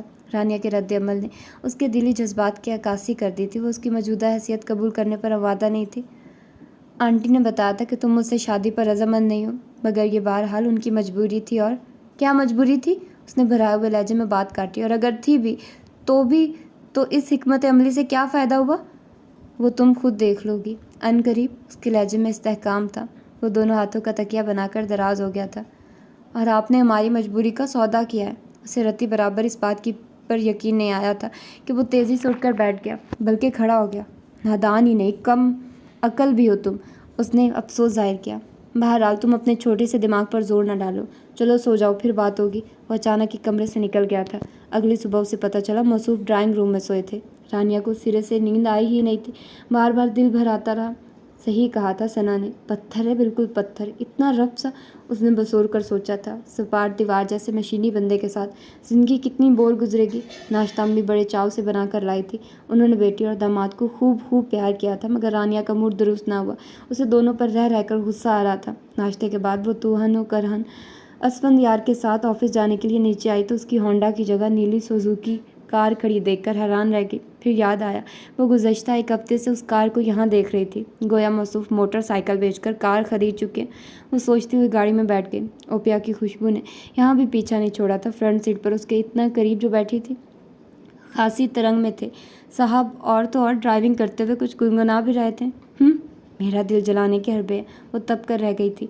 उसे उसके साथ आते बहुत सारे लोगों ने देखा था, हत्ता कि सना ने भी, मगर असफंद यार को जैसे किसी की परवाह नहीं थी, बल्कि उसे हॉल कमरे में खुद पहुंचा कर गया था। ये मेरे कमरे का फ़ोन नंबर है, कोई मसला हो तो फ़ौरन रिंग कर देना, मैं शाम को तुम्हें पिक कर लूँगा। इसके बाद वो चाबी झलाता बाहर निकल गया था। सना शशदर सी देखती रह गई। किसी न किसी तरह 2 रोज़ बीत ही गए। अगले दिन उसे इस्तीफ़ा देकर हमेशा के लिए यहाँ से रुखसत हो जाना था। वो इस आखिरी सुबह कंपनी के ऑफिस में दाखिल होते हुए मुकम्मल तौर पर मुतमईन थी, मगर इससे पहले कि सना को अपना इस्तीफ़ा देती, वहाँ सादा लिबास में पुलिस के 2 एहलकार उसके मुंतज़िर बैठे थे। हम आपको पूछगछ की घर से थाने ले जाने आए हैं मिस। रानिया के कदमों तले से ज़मीन से रख गई। मगर किस सिलसिले में? उसकी रंगत पीली पड़ गई। उसने इमदाद तलब नज़रों से सना की तरफ देखा। उसने कंधे उचकाते हुए फाइल में सर दे दिया। 1 मिनट। उसने हाथ उठाकर उन्हें किसी किस्म की कार्रवाई से बाज रखने की तलकीन की और फिर कांपते हुए असफंद यार के कमरे के नंबर डायल किए। असफंद, आप हॉल में आ जाइए, उसने इतना कहकर फ़ोन रख दिया। असफंद, तुम्हारा क्या लगता है जैसे मदद के लिए पुकार रही हूँ? सना मायने खेज में मुस्कुराए। इसका जवाब वो देंगे, रानिया ने सपाट लहजे में कहा, और सना को ज़्यादा इंतज़ार नहीं करना पड़ा। वो सीधा उसकी टेबल के पास आया था जहाँ 2 सादा लिबास वाले खड़े थे। जी क्या मसला है? उसका अंदाज़ 2 टोक और कतई था। हम इन्हें केस के सिलसिले में अपने साथ पुलिस स्टेशन ले जाने आए हैं, एक सिपाही ने बेनियाजी से जवाब दिया। पुलिस स्टेशन या फरमान साहब के बंगले में? उसका चुपता हुआ दुरुस्त लबो लहजा एहलकारों के साथ साथ सना को भी चौंका गया। क्या मतलब है आपका? दोनों एहलकारों के चेहरे घबराहट से तर हो गए। मतलब भी समझा देंगे। क्या आप मुझे अपने कागजात दिखाना पसंद करेंगे? उसका लहजा पुरसुकून था। कैसे कागजात? एक ने अखड़े हुए अंदाज में रोब जबाने की कोशिश की, मगर उसका चेहरा बेअतमादी का इश्तिहार बना हुआ था, जिसकी बिना पर आपको पुलिस एहलकार समझा जा सके। असफंद यार इंतहा दर्जे के सेल्फ कंट्रोल से काम ले रहा था। तो क्या आपके ख्याल में हम जाली पुलिस वाले हैं? एक ने तड़ी लगाई। सिर्फ ख्याल ही नहीं, मुझे यकीन भी है। अलबत्ता आपकी यकीन दहानी के लिए मैं मजिस्ट्रेट न्याज फरूकी से यहाँ आने की दरख्वास्त कर सकता हूँ। मैं सारा मामला उनके गोश गुजार कर चुका हूँ कि 2 जाली पुलिस वाले एक शरीफ लड़की और उसके घर वालों को अपने बॉस फरमान साहब की हदायत पर तंग कर रहे हैं और डरा धमका कर उससे अगवा करने का इरादा रखते हैं। रहा कातलाना हमले का केस तो अपने बॉस से कहना, हिम्मत है तो सचमुच पर्चा दर्ज करवा दे। वो जानते हैं कि अदालत में केस चलेगा तो उल्टा उनकी गर्दन फंसेगी। लड़की की इज्जत पर हाथ डालने से के जुर्म में अदालत उन्हें सज़ा सुना सकती है। ऐसे केसेस में चूँकि खातून को अपनी असमत की हिफाजत के लिए जवाबी इक़दाम करने पर सज़ा नहीं होती, इसलिए वो साफ बच जाएगी। मैं फरमान साहब से बड़ा वकील कर सकता हूँ। वो बहुत पुरअतमाद, बेखतर और बेबारूब लग रहा था। उधर हकीकत उन किराए के गुंडों से ज़्यादा सना को सुना रहा था। जानता था उसके ज़रिए यहाँ की कार्रवाई हर्फ बहर्फ फरमान साहब तक पहुँच जाएगी। मगर आप इस खातून के क्या लगते हैं? एक जाली पुलिस वाले ने पूछा। उसके गुब्बारे से हवा निकल चुकी थी। वो शराफत से सर झुकाए खड़े थे। मैं इसका शौहर हूँ। क्या निकाह नामा दिखाऊँ? उसने जेब से कागजात निकालते हुए इत्मीनान से दरियाफ्त किया। वो हौंक बने एक दूसरे का मुंह देखते रह गए, मगर सना पर सचमुच बिजली गिर पड़ी थी। तुमने इससे शादी कब की? उसकी आवाज़ जैसे कुएं से बरामद हुई थी। वो सोच भी नहीं सकती थी उसे एक काबिल तवज्जो नज़र के लिए तरसाने वाला मर्द इतनी आसानी से रानिया जैसी सीधी सादी लड़की के आगे हथियार फेंक देगा। आप तारीख पढ़ सकती हैं। वैसे 4 दिन गुजर चुके हैं। उसने निकाहनामा सना की टेबल पर रख दिया, जिसे बागौर मुलाहिजा करते हुए उसका चेहरा धुआं धुआं होने लगा। बेशक उसने उसे पाने के ख्वाब नहीं देखे थे, मगर इतना तो यकीन था कि मेरा नहीं है तो क्या हुआ, किसी और का भी तो नहीं है। اب یہ خوش فہمی بھی دم توڑ گئی تھی۔ ویسے میں داد دوں گا آپ کی باس کی اور فرمان صاحب کی مشترکہ پلاننگ کو۔ اتنی خوبصورتی سے اس کے گرد جال بچھایا تھا کہ اگر خدا کی کرم نوازی نہ ہوتی تو رانیہ کبھی نہ بچ سکتی، پہلے فرمان صاحب کے گھر بھجوا کر اور پھر جعلی پولیس والوں کا ڈرامہ رچا کر۔ خیر ایک لحاظ سے تو میرے ساتھ نیکی ہی کی، اس ڈرامے کے باعث مجھے مشقت میں پڑے بغیر زندگی بھر کی خوشی مل گئی، ورنہ دل کی بات زبان پر لانے میں مدتیں گزر جاتی۔ اپنے فرمان صاحب سے کہہ دیجیے گا اب رانیہ کی طرف اگلا قدم یہ سوچ سمجھ کر بڑھائیے گا کہ وہ کمپنی کی معمولی سیلز ایگزیکٹو نہیں، میری بیوی ہے۔ وہ بزدل چوہے واپس جا چکے تھے، لمحوں میں صورتحال بدل چکی تھی۔ اسفندیار کو باس کا انتظار تھا، ان کے آتے ہی اپنا اور رانیہ کا استعفیٰ انہیں تھما دیا۔ جب رانیہ سے اپنے تعلق کا ذکر کیا تو باس صاحب کا منہ کھلا کا کھلا رہ گیا تھا۔ سر قاعدے کے مطابق ہم دونوں 15 دن پہلے نوٹس دے چکے ہیں، لہٰذا اب ہمیں اجازت دیجیے۔ مگر تم میری کمپنی کیوں چھوڑنا چاہتے ہو؟ کوئی شکایت ہے تو مجھے بتاؤ، اگر رانیہ کے سلسلے میں خفگی ہے تو میں ابھی فرمان سے بات کر کے معاملہ نپٹا لیتا ہوں، وہ آئندہ تمہاری بیوی کا نام بھی زبان پر نہیں لائے گا۔ باس کا لہجہ کمزور اور گھبرایا ہوا تھا۔ اسفندیار ان کا پرانا ورکر تھا، ایک مدت سے فیکٹری کا سارا کام سنبھال رکھا تھا، زبان پر تو اب وہ واقعی نہیں لا سکیں گے۔ میں مجسٹریٹ نیاز فاروقی کے ذریعے انہیں نوٹس بھجوا چکا ہوں۔ آپ کے ساتھ کام کرنے سے معذرت خواہ ہوں کہ میں اپنی ذاتی کمپنی کھول رہا ہوں، آفس سیٹ ہو چکا، اب کام شروع کرنے کی دیر ہے بس۔ ہو سکتا ہے کبھی آفیشلی آپ سے ملاقات رہے، بہرحال اجازت دیجیے گا۔ اور رانیہ، وہ اسے ہمراہ لے کر باہر نکل گیا۔ ثنا کوئی نمبر ڈائل کر رہی تھی۔ خدا حافظ مس ثنا، رانیہ نے اس کے قریب سے گزرتے ہوئے اخلاقیات نبھائی اور پھر اسفندیار کے ساتھ آگے بڑھ گئی۔ ثنا نے دونوں کو جاتے ہوئے دیکھا، اسفندیار نے اس کا ہاتھ تھام رکھا تھا۔ یہ مضبوط قلعہ تمہارے ہاتھوں تسخیر ہونا تھا، سو ہو گیا۔ ثنا ٹھنڈی سانس بھر کر دوبارہ فون کی طرف متوجہ ہو گئی۔ جی فرمان صاحب، ثنا بات کر رہی ہوں۔ آپ سے عرض کرنا تھی کہ رانیہ والا معاملہ بھول جائیے، اب وہ عام لڑکی نہیں ہے، مسز اسفندیار ہے، وہیں جو رائل کمپنیز کے نام سے اپنا آفس اسٹیبلش کر رہا ہے۔ وہ منجھا ہوا تجربہ کار بندہ ہے، دنوں میں اس کا کاروبار ترقی کرے گا۔ ایسا نہ ہو اس کی بیوی سے ٹکر لینے کے نتیجے میں آپ خود ہی پھنس جائیے۔ وہ ساری اسکیم جان چکا ہے۔ پھر اس نے تفصیلات بتا دی۔ مجھے ابھی دونوں لڑکوں نے بتایا۔ بھئی باز آئے ہم، ایک لڑکی ہی تو ہے، کوئی حسینہ عالم تو نہیں ہے کہ جان کی بازی لگا دیں۔ وہ تو اس کے اکھڑے ہوئے رویے نے مجھے ضد دلا دی تھی۔ خیر اب لعنت بھیجیے سارے لفڑے پر۔ کل مجسٹریٹ نیاز فاروقی کا بھی فون آیا تھا، میرے فرشتوں کو بھی خبر نہیں تھی کہ اس کی شادی ہو چکی ہے، ورنہ نوبت یہاں تک نہ آتی۔ آپ نے خود ہی تو بتایا تھا کہ معمولی سے گھرانے کی بے سہارا لڑکی ہے، صرف ایک بیمار ماں ہے، آگے پیچھے کوئی نہیں ہے۔ دھمکانے پر خود بخود راہ راست پر آ جائے گی۔ کیا خبر تھی راتوں رات شوہر بھی اگ آئے گا، اور وہ بھی ایسا زور آور کہ آتے ہی قانونی گھیرے میں لے لیا۔ میری 100 بار توبہ، لڑکیاں بہت ہیں مگر کاروبار کی ساکھ خراب ہو جائے تو پھر سب ختم۔ فرمان نے گویا خود بھی سکھ کا سانس لیا تھا۔ اسلام آباد کا موسم بڑا منچلا ہے۔ صبح اچھی خاصی دھوپ تھی مگر اب 2 گھنٹے بعد جب وہ لوٹ رہے تھے تو ہلکی ہلکی بوندا باندی ہو رہی تھی۔ شفاف سڑکیں دھل کر چمک رہی تھی۔ مارگلا کے بندو بالا پہاڑ بھی یہ خوشگوار بوندا باندی انجوائے کر رہے تھے۔ ان کی گہری سبز چوٹیاں بادلوں کی اوٹ میں سیاہی مائل لگ رہی تھی۔ ٹریفک کا رش نہ ہونے کے برابر تھا، اس لیے اسفندیار بڑے ریلیکس موڈ میں ڈرائیونگ کر رہا تھا۔ اس سے کچھ فاصلے پر فرنٹ سیٹ پر بیٹھے سبز سوتی شلوار قمیض اور سرخ دوپٹے میں ملبوس رانیہ گردن موڑے موسم کی خوبصورتیاں نظروں میں جذب کر رہی تھی۔ اسفندیار گاہے بگاہے اس پر نگاہ ڈال کر اس کی محویت ملاحظہ کر رہا تھا۔ وہ بظاہر موسم کی سرمستی دیکھ رہی تھی مگر در حقیقت سوچوں کے اتھاہ میں ڈوبی ہوئی تھی۔ اس کے حواس ابھی تک منتشر تھے۔ ثنا اور باس کی ملی بھگت نے اسے کس درجہ اذیت پہنچائی تھی، ثنا اس حد تک بھی گر سکتی، اسے یقین نہیں آ رہا تھا۔ وہی تھی جس نے اسے فرمان اینڈ سن سے ملنے کو کہا تھا، اور یہ وہی تھی جس نے اسے 1 بجے F11 سیکٹر جا کر مارکیٹنگ کرنے کی ہدایت دی تھی، اور یہ وہی تھی جس نے قاتلانہ حملے کا کیس اور پھر جعلی پولیس کا ڈراوا دے کر اس کی راتوں کی نیندیں حرام کی تھی۔ اسفندیار کے کہے ہوئے جملے حافظے میں شور مچانے لگے۔ زیادہ 30 مار خان بننے سے پہلے اپنے اطراف سے ہوشیار رہنا سیکھیے، اور اس کا اشارہ یقیناً ثنا اور باس کی پیچدار شخصیت کی طرف تھا مگر اس نے سمجھنے کی چندہ کوشش نہ کی تھی۔ آپ کے گرد نقابوں والے لوگ پھرتے ہیں، ہوشیاری نہ دکھائی تو ان کے جال میں پھنس جائیں گے، اس نے اس وقت سے پہلے خبردار کیا تھا۔ وار کرنے والا بسا اوقات عین آنکھوں کے سامنے ہوتا ہے مگر اسے شناخت کرنے کے لیے عقل کی ضرورت ہوتی ہے۔ اس نے طنز کے ذریعے اسے سمجھایا تھا مگر پھر بھی وہ ثنا اور باس کی بچھائی گئی بساط میں الجھ گئی۔ مجھے دوست دشمن کی پہچان ہے۔ اس کا دعویٰ کتنا غلط ثابت ہوا تھا، وہ واقعی نادان تھے۔ کمال حماقت یہ ہے کہ تم ابھی تک سامنے کا بندہ نہیں دیکھ سکی، اس نے کسی بری طرح جھنجھلا کر ڈانٹا تھا اور اسے اعتراف تھا کہ واقعی اسفند نے درست کہا تھا۔ اس حکمت عملی کا کیا فائدہ ہوا؟ وہ شادی کی رات کتنا الجھی تھی اور آج اپنی آنکھوں سے فائدہ دیکھ لیا تھا۔ اسفند نے اتنا پکا بندوبست کیا تھا کہ فرمان صاحب جیسے 10 بھی آ جاتے تو اس کا کچھ نہ بگاڑ سکتے۔ یوں بھی مسئلے کا سامنا کرنے کے لیے جتنی جرأت اور عقل ہوتی ہے اتنا ہی جلدی نتیجہ حاصل ہو جاتا ہے۔ آپ ثنا کو کب سے جانتے؟ وہ اچانک اس کی طرف رخ موڑ کر پوچھ بیٹھی۔ آج سے 8 سال پہلے جب میں نے یہ کمپنی جوائن کی تھی، اس نے سنجیدگی سے جواب دیا۔ ثنا مجھ سے 2 سال پہلے آئی تھی۔ میں سوچ بھی نہیں سکتی تھی اس جیسی بظاہر بے ضرر سی لڑکی اتنی خطرناک ہوگی۔ رانیہ کا لہجہ مدھم اور شرمندہ سا تھا۔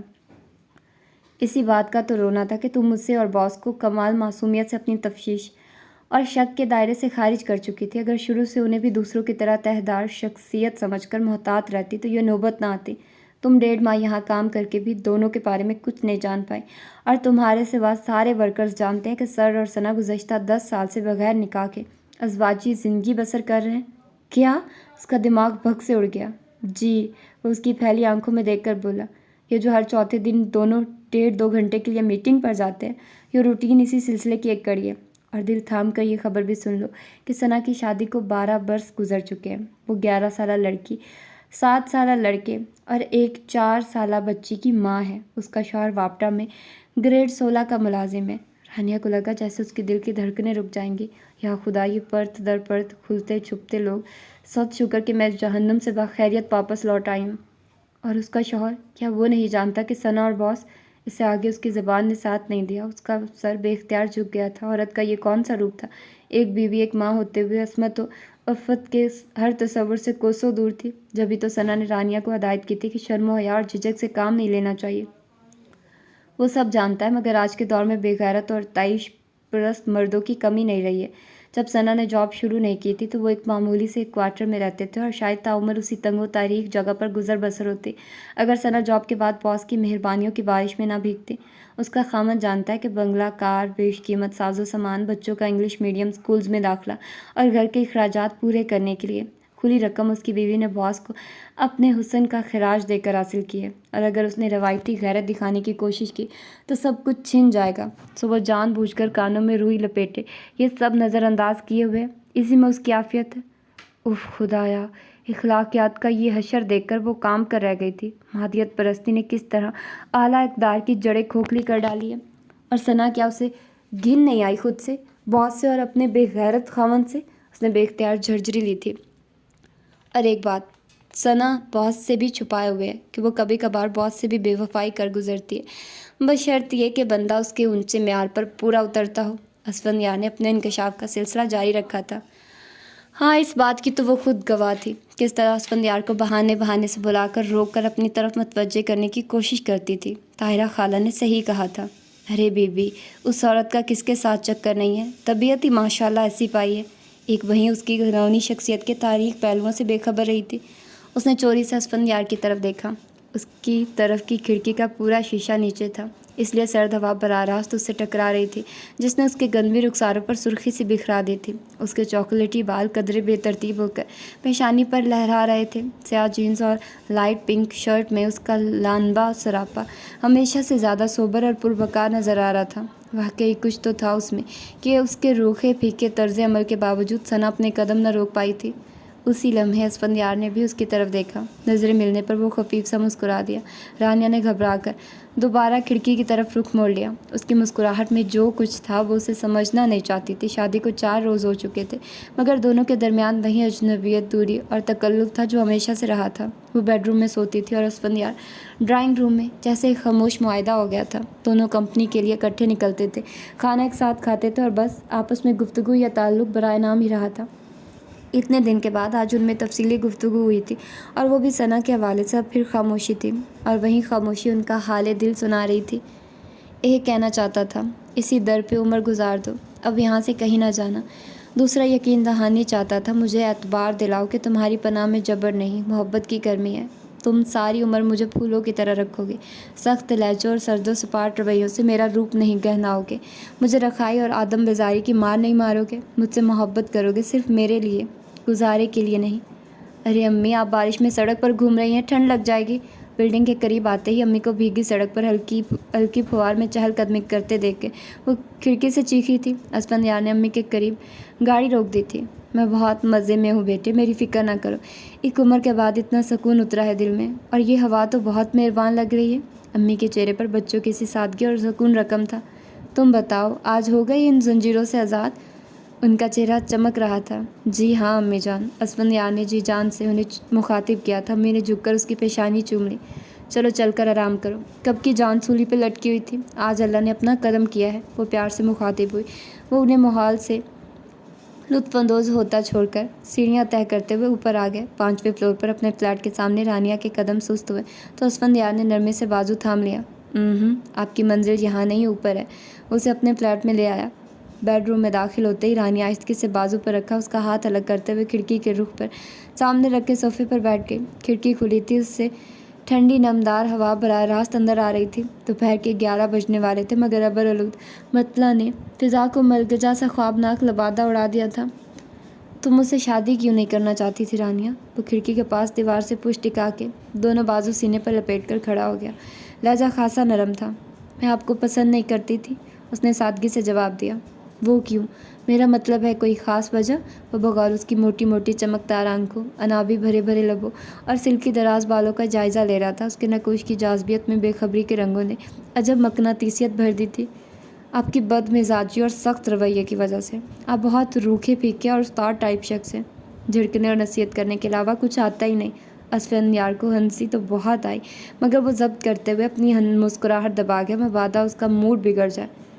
تم نے موقع ہی کب دیا، ورنہ اور بھی بہت کچھ دکھا دیتے۔ اور تم سے کس نے کہا کہ میں روکھا پھیکا انسان ہوں؟ ہاں یہ ضرور ہے کہ ہر کسی کو لفٹ نہیں کراتا، نہ ہر لڑکی کو خود سے فری ہونے کی اجازت دے سکتا ہوں۔ میری محبت، ہنسی، خوشی، مسکراہٹ اور لطیف جذبوں پر صرف اس کا حق ہے جسے دل میں اور گھر میں بسایا ہے اور جو تا عمر یہی رہے گی۔ اور میں بد مزاج بھی ہرگز نہیں ہوں۔ بس اتنا ہے کہ شروع سے اکیلا رہا ہوں، اور اکیلا شخص یا تو دیواروں سے بات کر سکتا ہے یا تصوراتی محبوب سے، اور لوگ اسے پاگل سمجھتے ہیں، اس لیے میں نے ایسا نہیں کیا۔ اب تم میری زندگی میں آ گئی ہو تو دیکھنا سارا چڑچڑاپن اور آدم بیزاری اڑن چھو ہو جائے گی۔ اور کچھ؟ رانیہ نے دیکھا وہ مسکرا رہا تھا اور اس کی آنکھوں میں نرم نرم سی چمک تھی۔ پھر وہ کھڑکی چھوڑ کر اس کے پاس صوفے پر بیٹھ گیا اور چپکے سے اس کا ہاتھ تھام کر اسے اپنے قریب کر لیا۔ آپ جن بھوت کی طرح میرے پیچھے کیوں پڑ گئے تھے اور ہر جگہ میری حفاظت کو کیسے پہنچ جاتے تھے؟ آپ نے میری اتنی مدد کیوں کی؟ سوال پوچھنے کا انداز ایسا تھا گویا یہ بھی جرم میں شامل ہو۔ اسفند یار کو بے اختیار ہنسی آنے لگی۔ وہ کسی بچے کی طرح منہ پھلائے بیٹھی تھی۔ کیونکہ یہ دل کا معاملہ تھا بس، یا کچھ اور؟ وہ بڑے خوبصورت انداز میں مسکراتے ہوئے جھکا۔ وہ نظر چرا گئی۔ یار اور کتنا ٹائم لوگی؟ راضی نامے میں دیکھو میں روز روز ڈرائنگ روم کے صوفے پر سکڑ سمٹ کر نہیں سو سکتا۔ یوں بھی کل سے امی جان آ جائیں گی یہاں، وہ ہمارے آپس کے خوشگوار تعلقات کی براہ راست جھلک ملاحظہ کریں گی تو ان کی ایک مدت بعد سنبھلی ہوئی طبیعت پھر بگڑ جائے گی۔ کچھ تو خیال کرو۔ وہ کیوں آئیں گے یہاں؟ وہ آنکھیں پھاڑے اسے دیکھنے لگی۔ تو کیا انہیں اکیلا چھوڑ دیں گے؟ وہ سخت خفا ہوا اور ڈانٹ کر کہنے لگا، پرسوں پہلی تاریخ ہے، مالک مکان کرایہ لینے آئے گا تو اسے فلیٹ کی چابی پکڑا دیں گے۔ جب بیٹے کا گھر موجود ہے تو کرائے کے فلیٹ میں کیوں رہیں؟ یہ تو شادی کی بات کے ساتھ ہی طے ہو چکا تھا، میری طرف سے یہی شرط ٹھہری تھی، انہیں بہرحال ماننی پڑی۔ تم نے بہت ناز اٹھوا لیے ان سے، اب میری باری ہے۔ رانیہ کا دل خوشی سے اور آنکھیں آنسوؤں سے بھرتی جا رہی تھی۔ یہی تو واحد پھانس تھی جو ابھی تک دل سے نہیں نکل پائی تھی۔ بیمار ماں کو تنہا فلیٹ میں چھوڑنے کے خیال سے جیسے کوئی دل مٹھی میں بھینچ لیتا تھا۔ ساتھ والے کمرے میں ایک سنگل بیڈ، 2 کرسیاں اور میز موجود ہے۔ کتابوں سے بھری ایک لکڑی کی الماری ہے۔ اس کمرے کو میں نے اسٹڈی روم بنایا ہوا تھا۔ جب مطالعہ کا موڈ ہوتا تو رات کو ادھر ہی پڑھتا سو جاتا۔ میں شام تک کتابوں کی الماری بیڈ روم میں سیٹ کر دوں گا تاکہ امی جان اپنی دیگر چیزیں وہاں ایڈجسٹ کر سکے۔ اور ہاں، اب تم سلیقہ مند بیویوں کی طرح کچن سنبھالو۔ یہ اطلاع مل چکی ہے کہ کھانا پکانے میں خاصی گئی گزری ہو، اس لیے شروع کی غلطیاں معاف، لیکن 2 ماہ کے ٹریننگ پیریڈ کے بعد سخت چیکنگ ہوا کرے گی۔ اس نے رانیہ کے بالوں سے کھیلتے ہوئے اسے ڈرایا۔ آپ تو خود اتنا اچھا کھانا پکا لیتے ہیں۔ اس نے پھولا سا منہ بنایا۔ آپ تو خود اتنا اچھا کھانا پکا لیتے ہیں۔ اس نے بھولا سا منہ بنایا۔ کیا مطلب ہے آپ کا؟ یعنی شادی کے بعد بھی میں خود پکاؤں گا؟ اس نے مصنوعی تحیر سے آنکھیں پٹپٹائی۔ کیا حرج ہے؟ اس کی سادگی و معصومیت قابل دید تھی۔ یوں بھی میرے ساتھ کام میں ہاتھ تو بٹائیں گے نا؟ منظور ہے، مگر سوچ لو لڑائی بہت ہوا کرے گی، کیونکہ آپ بھی کچھ کم ضدی اور جھگڑالو واقع نہیں ہوئی۔ میں اپنی ترکیب بتاؤں گا اور آپ اپنے طریقے پر ڈٹی رہیں گی۔ اسے بازوؤں میں سمیٹ کر مسرور کن انداز میں اطلاع دے رہا تھا۔ یہ وہ شخص تھا جسے آدم بیزاری اور سخت دلی کا ٹائٹل دیا گیا تھا، جس کے لیے ہنسنا مسکرانا منع تھا۔ آج وہ اتنے نرم گرم پیار بھرے شگفتہ انداز میں بات کر رہا تھا، اسے ہنسا رہا تھا، اعتبار اور پیار کی مہریں ضبط کر کے اپنے اندر چھپی محبت کا اظہار کر رہا تھا، اور رانیہ کو زندگی کا ایک نیا سبق پڑھا رہا تھا کہ ہر مرد کے اندر ایک نرم و لطیف مرد چھپا ہوتا ہے، بشرطیہ کہ کھوجنے والا صحیح پہلو پر دستک دے۔ یہ رخائی و بیزاری اور غصہ و غضب تو دیواریں ہوتی ہیں اپنے اندر کی محرومی کو دوسروں کی نظر سے بچانے کے لیے۔ دیوار کے اس پار ایک موم کا پتلا ازل سے اپنے من پسند فنکار کا منتظر رہا ہے، اور وہ جانتی تھی اس کی خوش باش رفاقت اسفندیار کی زندگی کی ہر محرومی کا ازالہ کر دے گی۔ اب اسے کسی دیوار کی ضرورت نہیں رہے گی، کہ اب ہر منظر صاف، شفاف اور واضح ہو گیا تھا۔ تو یہ تھا خوبصورت سا شارٹ ناول۔ ہوپ سو کہ آپ لوگوں کو پسند آیا ہوگا اور آپ لوگوں نے اس کو انجوائے کیا ہوگا۔ تو پھر ملتے ہیں انشاءاللہ کسی اور اچھے سے ناول کے ساتھ۔ اپنا ڈھیر سارا خیال رکھیے گا اور مجھے دعا میں یاد رکھیے گا۔ اللہ حافظ۔